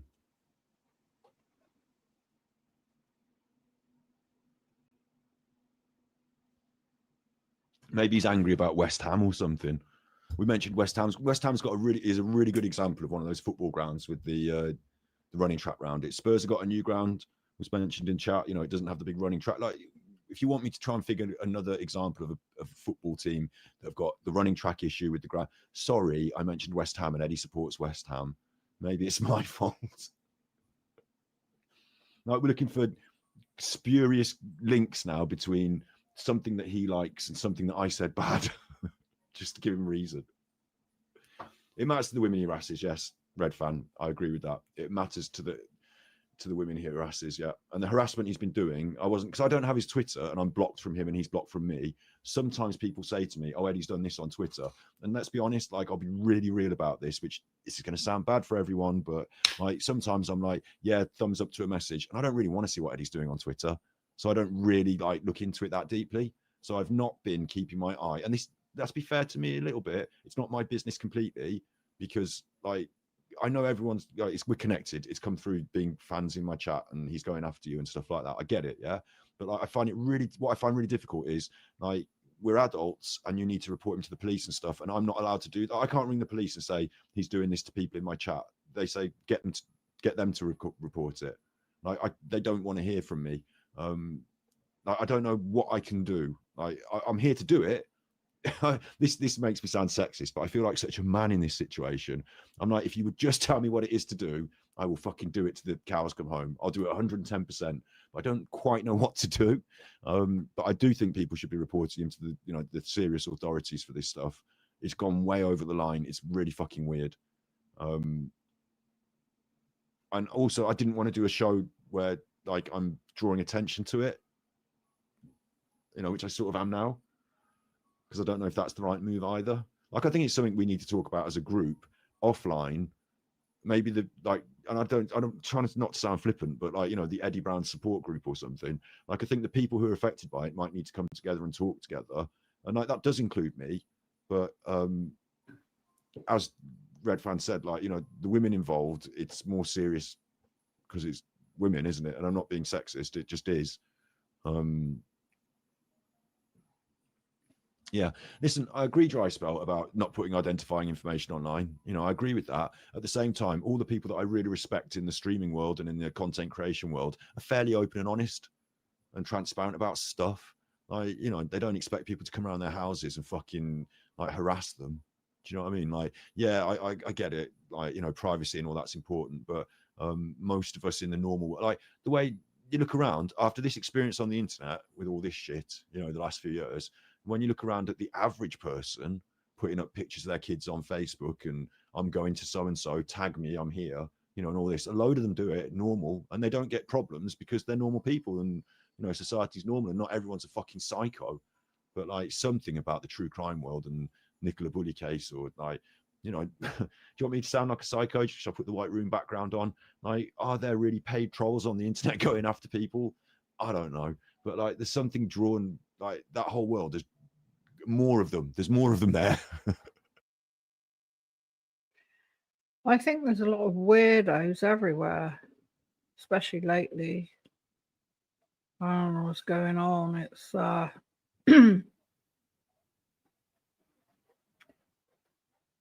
it's a pretty mad world at the moment, isn't it? The last thing we need is like stalkers, you know, on YouTube. It's just not right. It's not right. And like, we run into quite a few of them, like from headbutting women to fucking drug dealing in the, oh, just don't get me started, you know, like we've run into a bunch of them. I really think that there's a bunch of people who like true crime because they're good people and they want to see justice, and there's a bunch of people who like true crime, shout out, there's a bunch of people who like true crime because they're criminals and they like criminals. All right, that's enough. Yeah, sorry, it's because it's happening. I've got to shut up. I've got to shut up because it's happening. Right, turn this off. We've spoke about that now. That's been spoke about. All right. Fucking hell, though. Like, sometimes I feel like, the word is wrong. I shouldn't say this, but like gloating, like, you know, but like, that's not godly, is it? But like, what is, like, self-digging hole, mate. That man is a self-digging hole. He actually seems even worse than Bob, doesn't he?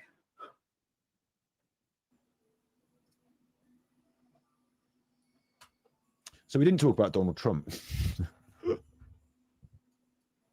So I'm Okay, for that's that. We don't any- know I what's don't Donald think they Trump can do now, whatever do they we? want. We'll give them everything.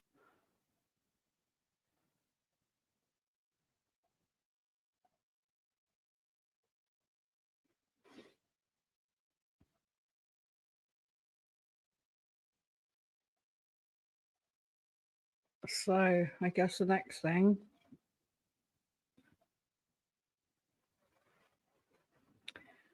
is to have like a quick look at Eddie's Twitch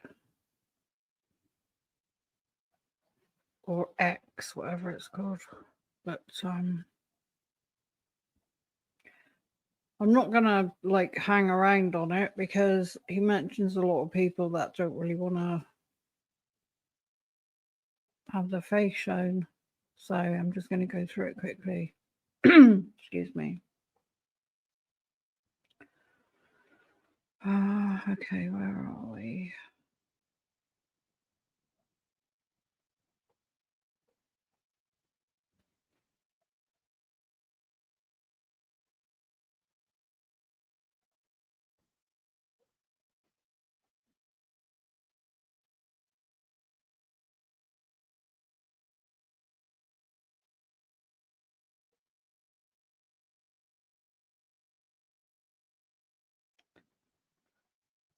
Okay, so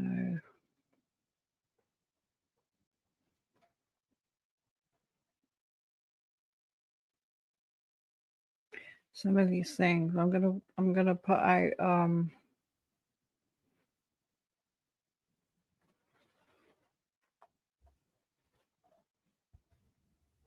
gonna put out can't even remember what it's bloody called now.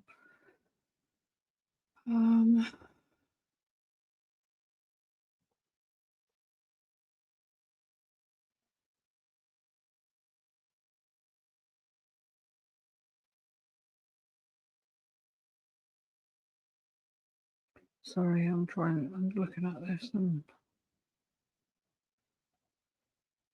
yeah, I don't want anybody to get anxious over this. if he mentions you. Listen, I'm going to go through it really quickly, but this is the kind of person we're looking at here.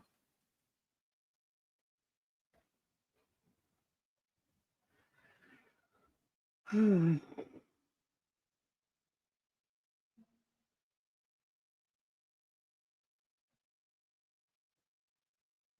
hopefully this has come up.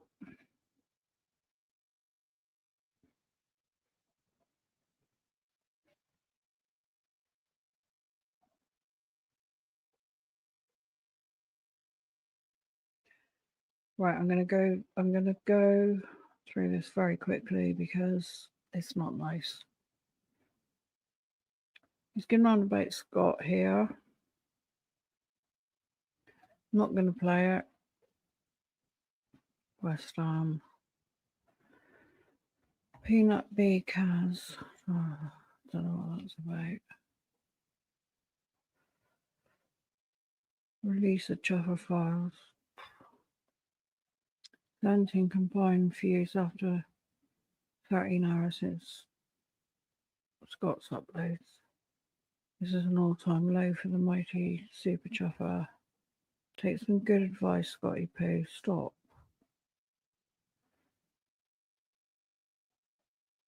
Yeah, whatever. Yeah, I'll go past that one. We know who that is, but I'll go past that one. So Trevor can't hear you, Velvet Sounds leave his bedroom. You nutter. God knows what that's all about. West Ham. Auntie K. You're living in a world of make-believe. Blah, blah, blah. And then he quotes something that she says. There we go, slagging off Scott there. You'll see none of his posts are nice ones. People add extra words to say more important. Super Chuffer refuses to expose the whole truth about his childhood. Blah, blah, blah. Not true. Scott Jessop's followers come in all shapes and sizes. Here's the face of another troll. It's not a troll, you know? He's like exposed, troll, proven liar. We'll go past that really quickly. €5 subscription paid into Jessop's drug addiction. Tippy jar. Snippy snips. You're a clown. Blah, blah, blah. Get a life, you nutter. I mean, what the hell has it got to do with him, what people do anyway? I mean, he's crazy. He's mad. Here's one of my stalkers trolling my ex feed. Though this crazy woman is blocked, she will go onto other platforms and attempt to tarnish my reputation. Don't believe that for a minute. Go past that. Don't know who that is. Vile mouth stalkers that you've blocked. Don't know that. Ugh. Disgusting. Bye Bye Chuffer, the brand new song by Eddie Brown. Yeah, whatever. Great, and yeah.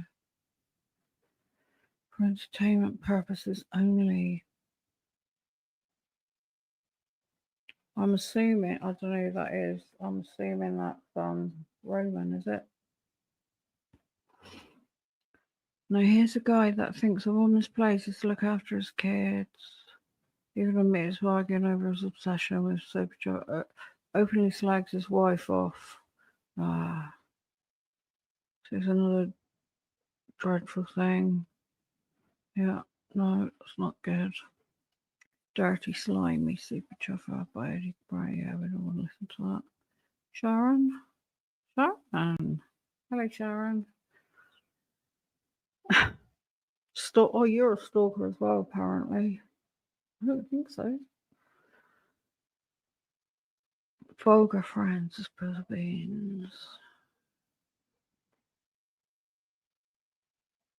See, he goes round and he just copies everybody's posts and slags them off.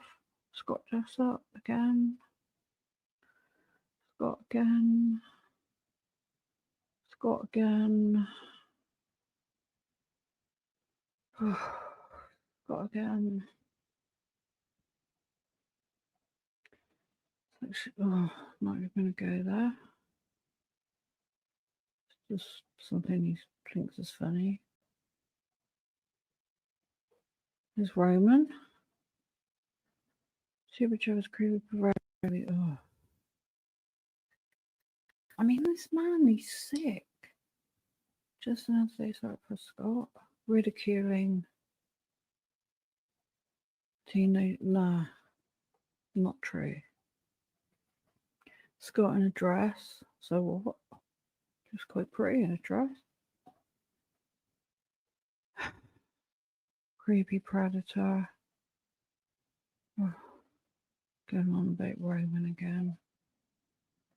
Trials and Lemon. If you're in with them, then Trials and Lemon. I had a feeling, actually, when I saw Andy on there, that you would be in the mix somehow.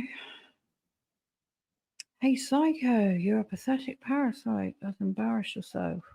I can read this one because nobody knows who Psycho Eddie is. Even your current channel name exposes the type of bully you are. Treading social media for someone to attack while supporting Scott Jessup. Blah, blah, blah. Hey, great auntie.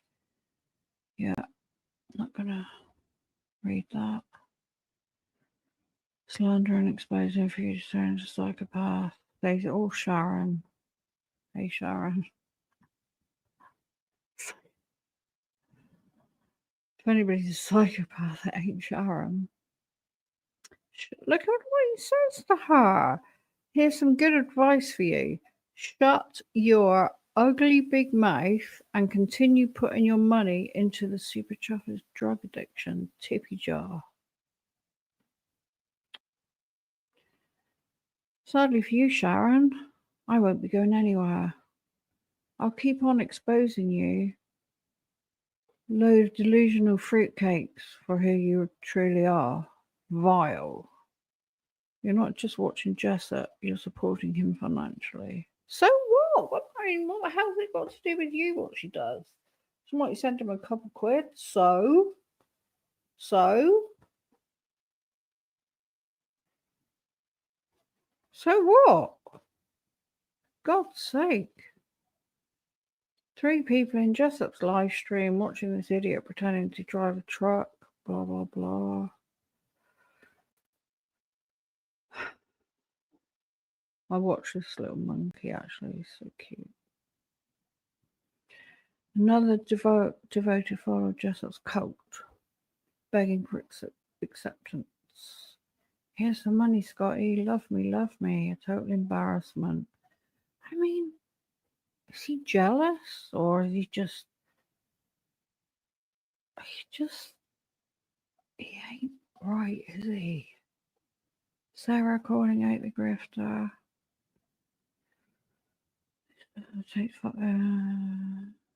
70 years old and still finding humour in content like this embarrassing, confusing. Mr. Corley wobbles. Well, this here, I think, is on one of my other streams, and it was done by AI. This was done by AI, so it's not even true. For entertainment, there's like Roman again. Here's a list of its top buffoons, blah blah blah. Trials and Lemon, yeah, whatever. Trials and Lemon, yeah, whatever. I mean, why is he putting this stuff up? Well, worth a what? I mean, why is it worth a watch when somebody's taking the piss out of somebody with a disability?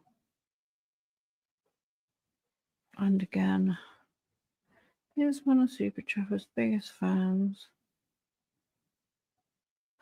Sharon Varley gave a tip. God. Karen again. Look to her face. There's me, and well, I know who that is. He actually showed an original picture of her showing her boobies, which is against the law in New Zealand. So he could be in big trouble with that. I'm going to skip by it because I'm there as well.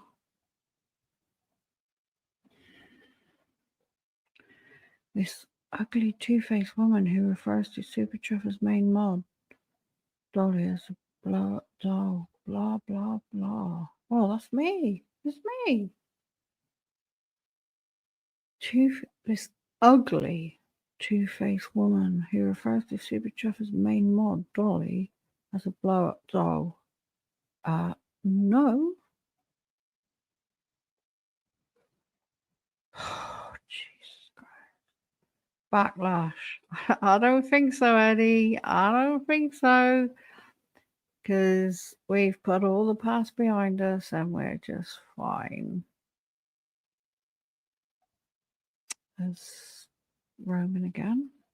Roman, he doesn't want to show his face because he's got autism. He's been slagged off so bad. And Scott has been letting him come on stream with him and looking after him, really. And this dickhead is like putting his face all over the place. And he's even wearing this mask because he's got so worried about showing his face. I mean, no, it's not Jessup that's a disgrace. It's you, Eddie Brown. Look, there it is again. Oh, football. Single mum. Don't know who this is going to be. I don't want to show too many pictures, obviously. Okay. God. Roman. Going on about Roman again. There's me. And this other person who's been slagging off.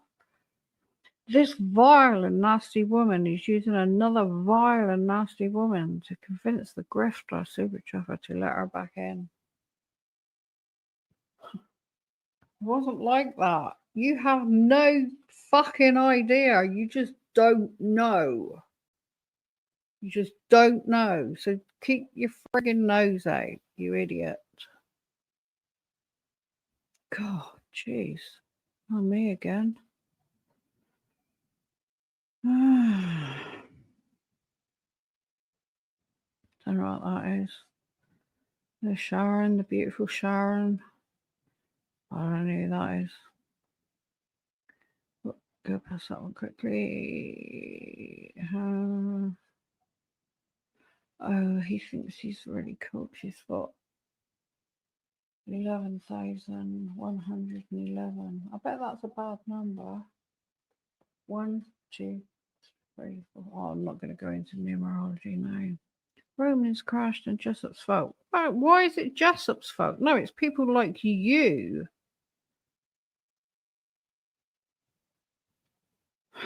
You can all see this for yourself if you go on there anyway. I just don't want to show it all on YouTube, really.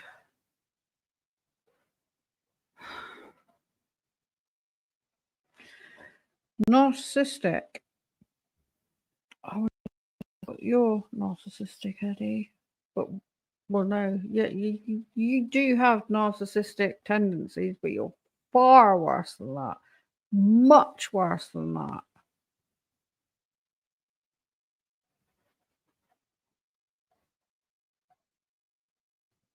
There's proven liar, grifter, childhood trauma. He knows nothing about that. He's not a grifter. He's not a proven liar either. Go past that one. The Nolan.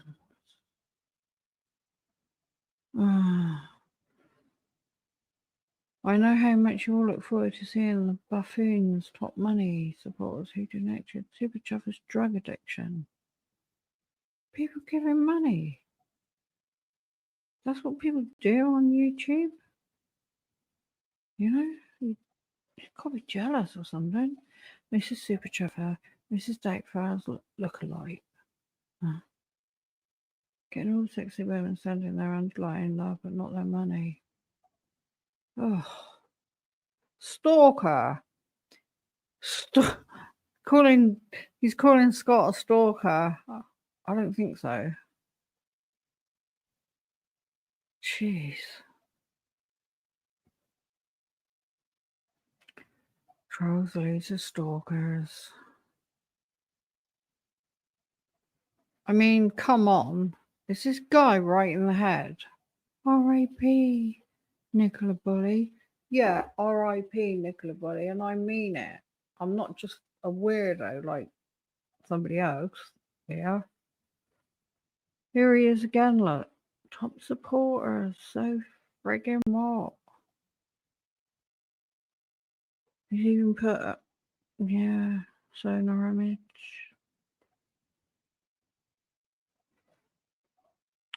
Creepy predator. Oh, dearie me. There's Scott in his red dress again. He even puts up stuff. He even puts up when somebody gives him a tip. Or gives Scott a tip. Oh, dearie me. This guy needs. Listen. Whatever you're called, I've forgotten his name again. This guy needs to go off of X because this is all he's doing is slagging people off. Slagging people. Look at it. That's the only thing he's interested in. There's nothing else. It's just apart from football. I think this is the beginning of it. Oh, this is when he went on his travels, isn't it? He puts his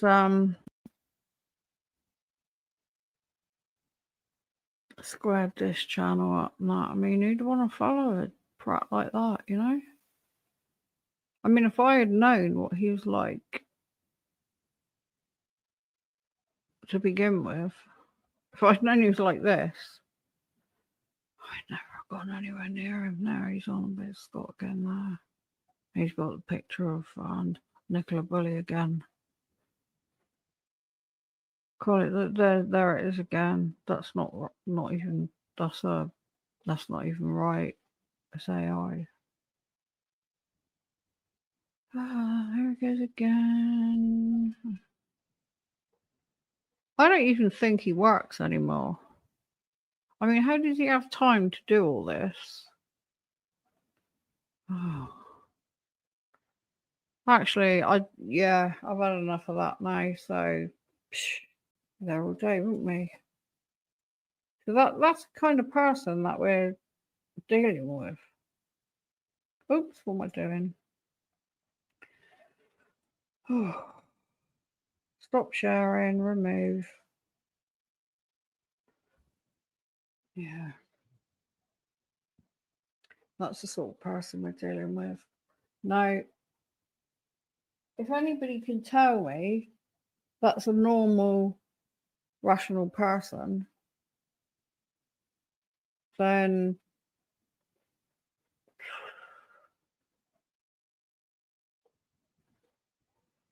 what can I say? There's a few weirdos out there. There is. Takes all sorts, doesn't it? What one person might think is a bit strange or weird because they don't have the same interests or whatever. But this man, Eddie Brown, he really he's really lost the plot. He really has, or he has some serious mental issues. And he comes after me again, then he's going to know about it because I don't want to dickhead like that following me around, you know. I've never reported him, not yet. But if I ever do, it'll be done properly and he'll be gone. Anyway, that's enough about dickhead, isn't it, really? Anyone want to play a quick words on string game? Up to you. Yes or no? Yes or no?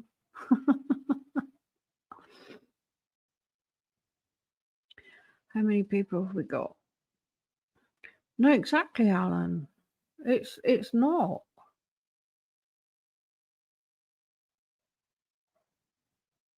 It's not natural.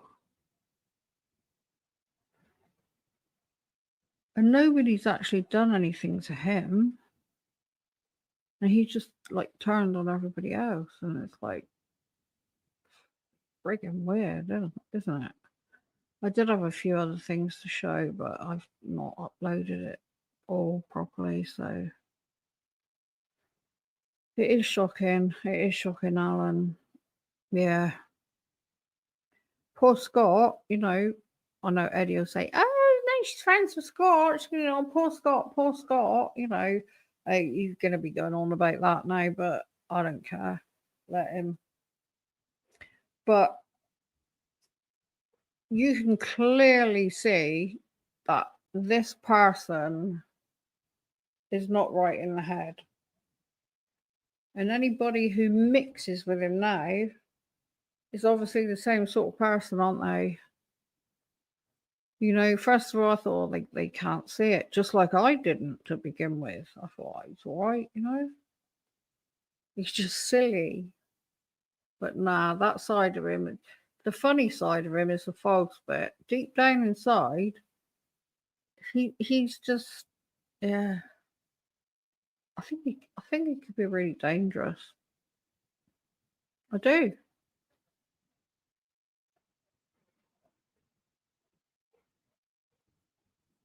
Yeah, I do.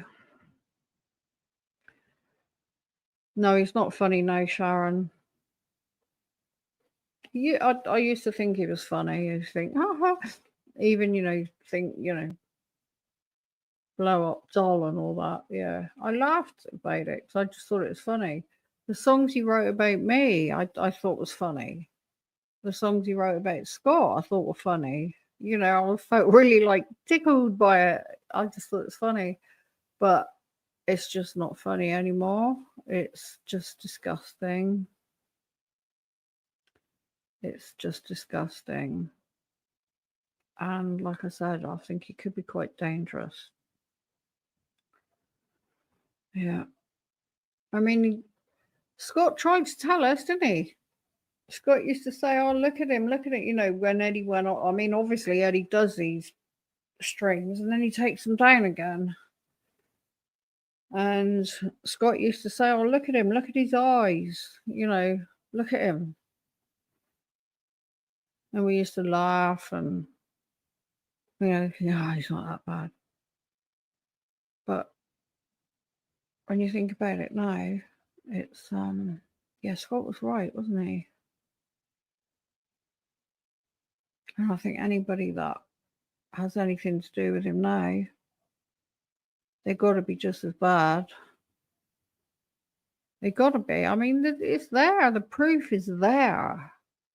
And if you can't see it, then you must be as bad as him. That's all I can say. You know, yeah. And I feel ashamed that I used to call him my friend, but I only saw the funny side of him. I just never saw that nasty bit. I used to notice when he lost it. He lost the plot. He lost the plot a couple of times. And I spoke to him on the phone because he would try, all he was doing, he just used me. He just wanted to find out about Scott. And I'm like, well, I don't know anything. I wasn't a moderator. I'm not close to Scott. I don't know. I couldn't tell him anything. I wouldn't have anyway. I wouldn't have wanted to have like got involved. And as soon as he couldn't get nothing from me, he moved on to the next person. He blocked me. then went on to the next one, blocked them, went on to the next one. And that's what he's like. And I'm sorry, you know, anybody that disagrees with me, then I'm sorry, I don't believe you. If there's anybody out there that can say, no, I'm really friendly with Eddie, he's my mate, you know,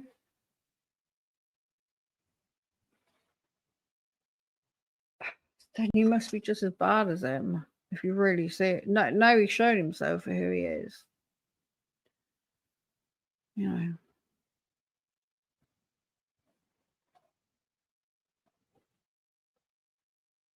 Yeah. Oh, I know what I wanted to do. I wanted to play Dry Spell. Oh, I've got to find it now. Just bear with me. This is a really good song. This is a really good song. New tab. YouTube.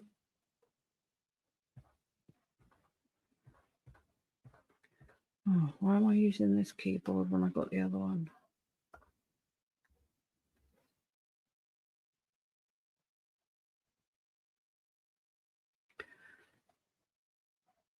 To begin with, I found it really hard to find, but now I've watched it, I might be able to find it in my watch list. Me, yeah. That picture I put on for this live, did it so quick, it's shit, isn't it? Can't always be perfect, can we? Liked videos, it'll be under here somewhere. Why is it only showing me one? Oh, please don't crash on me. Hang on.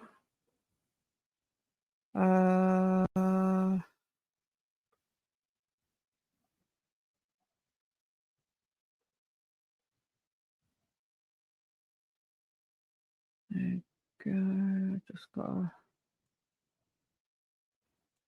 Oh, let me. Right, pause. You think it would be like a right click share or something, wouldn't you? But no, you've got to go back to StreamYard to present.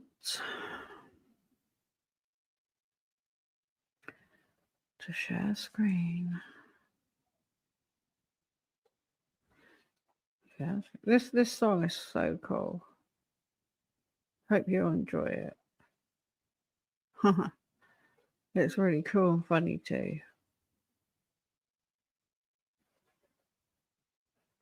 Also share the tab audit, obviously.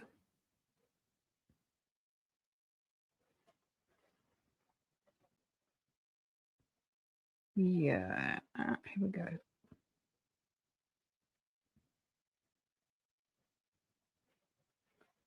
Here we go. Oh, keep jumping out of the way.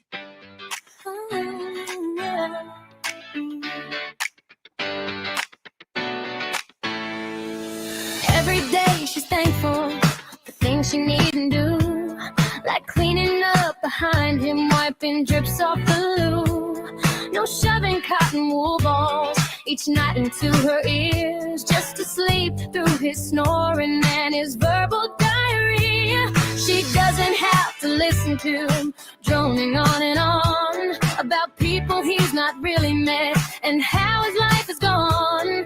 His bullshit, his lies and smears, now not her cross to bear. She broke free of his stranglehold and doesn't have to care. He's not her problem. She walked away. She saw the light and she's glad every day. He has no control now over her or her life. She's her own woman, no longer his wife.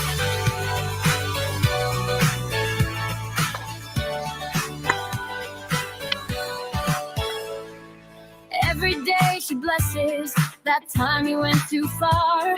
That sudden light bulb moment is her guiding star. The second she understood exactly what he is, the second she knew she deserved better than this. Every day she's stronger. Friends say there's a glow and a confidence that's grown since she gave him the elbow. No longer walking eggshells, monitoring his mood. She sees him for what he is, an angry, lonely dude. He's not her problem. She walked away. She saw the light and she's glad every day. He has no control now over her or her life. Now she's her own woman, no longer his wife.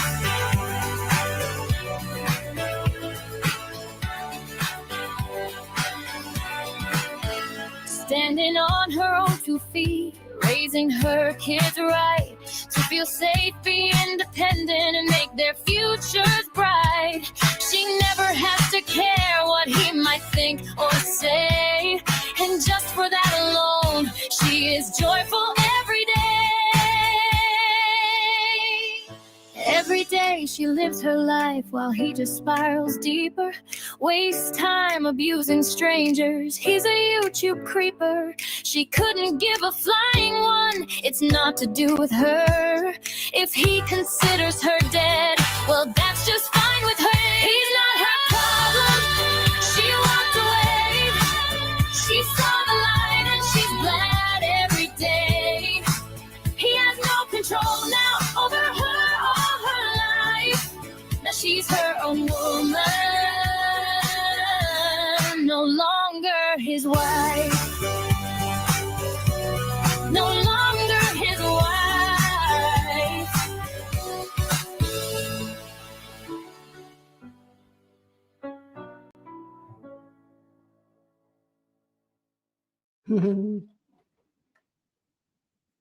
Wasn't that a great song? That was a really good song. I like that. I like that a lot. So, what the hell? Why is he talking? Got my notebooks playing.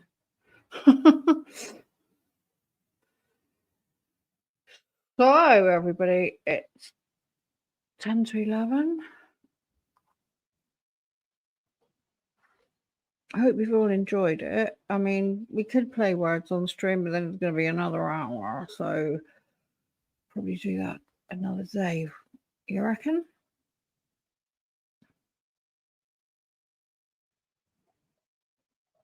Dry spell. Yeah, I thought it was fantastic. Yeah, I loved it. It was a really good song. It's a very true song as well, I would imagine. Just imagine being married to that for all those years and then escaping. I've been in a similar situation, probably not quite as bad as what he is, but domestic abuse and all that shit. And that feeling when you get away, it's just, oh, I mean, my favorite song was always can't play it, can I? Because they're bloody.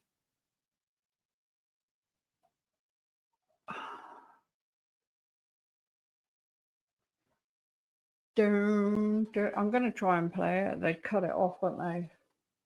Or they might take the stream down altogether. Play a little bit of it, just a little bit.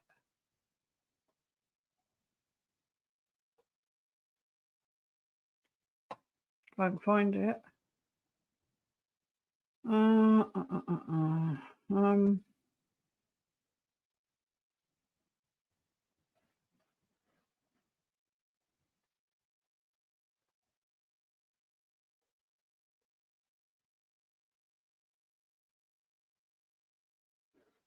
How do you find it first? Probably under one of my playlists somewhere. have so many playlists. Private one.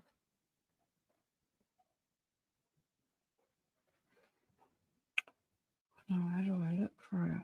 Hang on. You. Yeah, that'll be me. Hopefully. View channel. Playlist.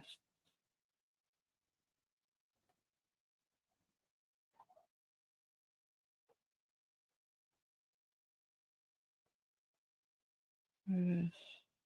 Music. Green Day, Green Day. Oh.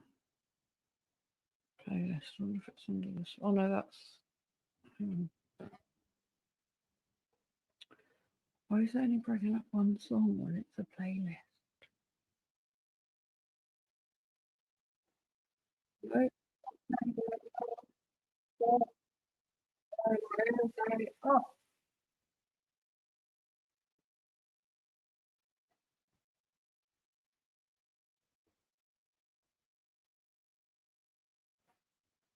right. Um,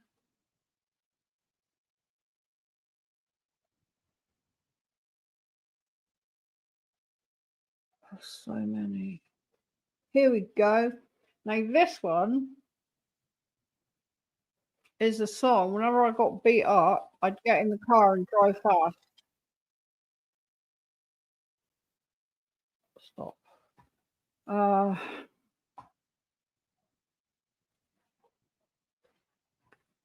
And I used to drive for miles and miles and miles and miles and miles.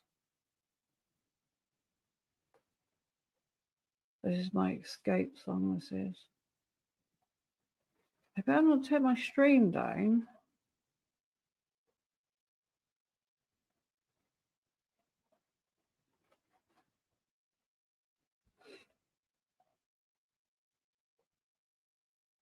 Here we go.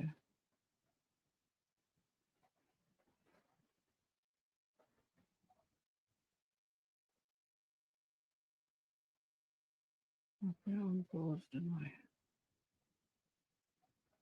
Taking a chance there. Where's it gone? There it is.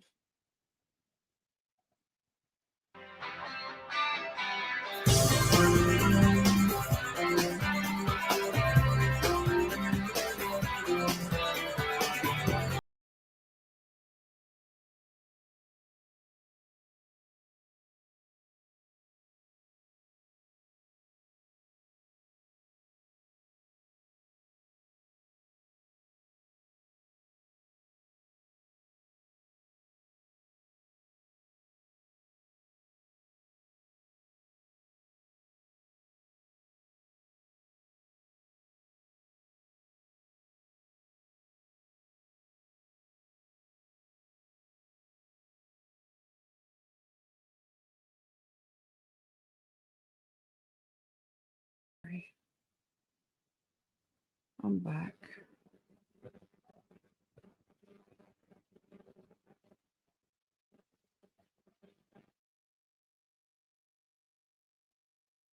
I'm back.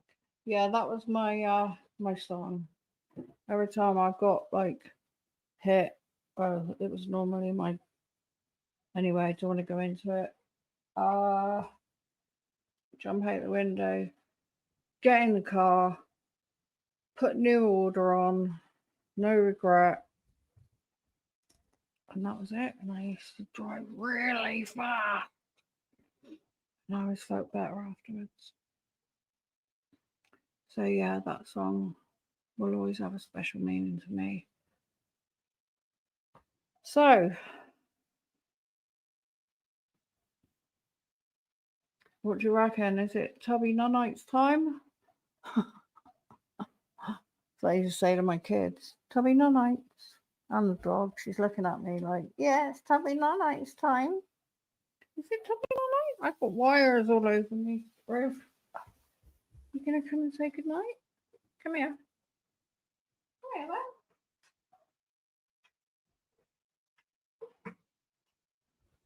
Oh.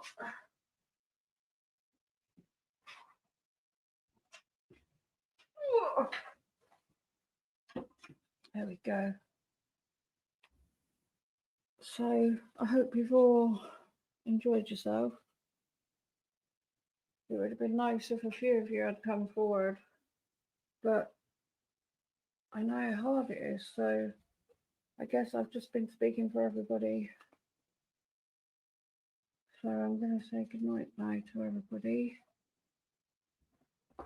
So, oh, really getting really heavy. So it's good night from me, and it's good night from her. Good night, everybody. Stay safe. Lots of love to all of you. And don't worry about dickhead, I'll sort him out. Good night. Good night, everybody.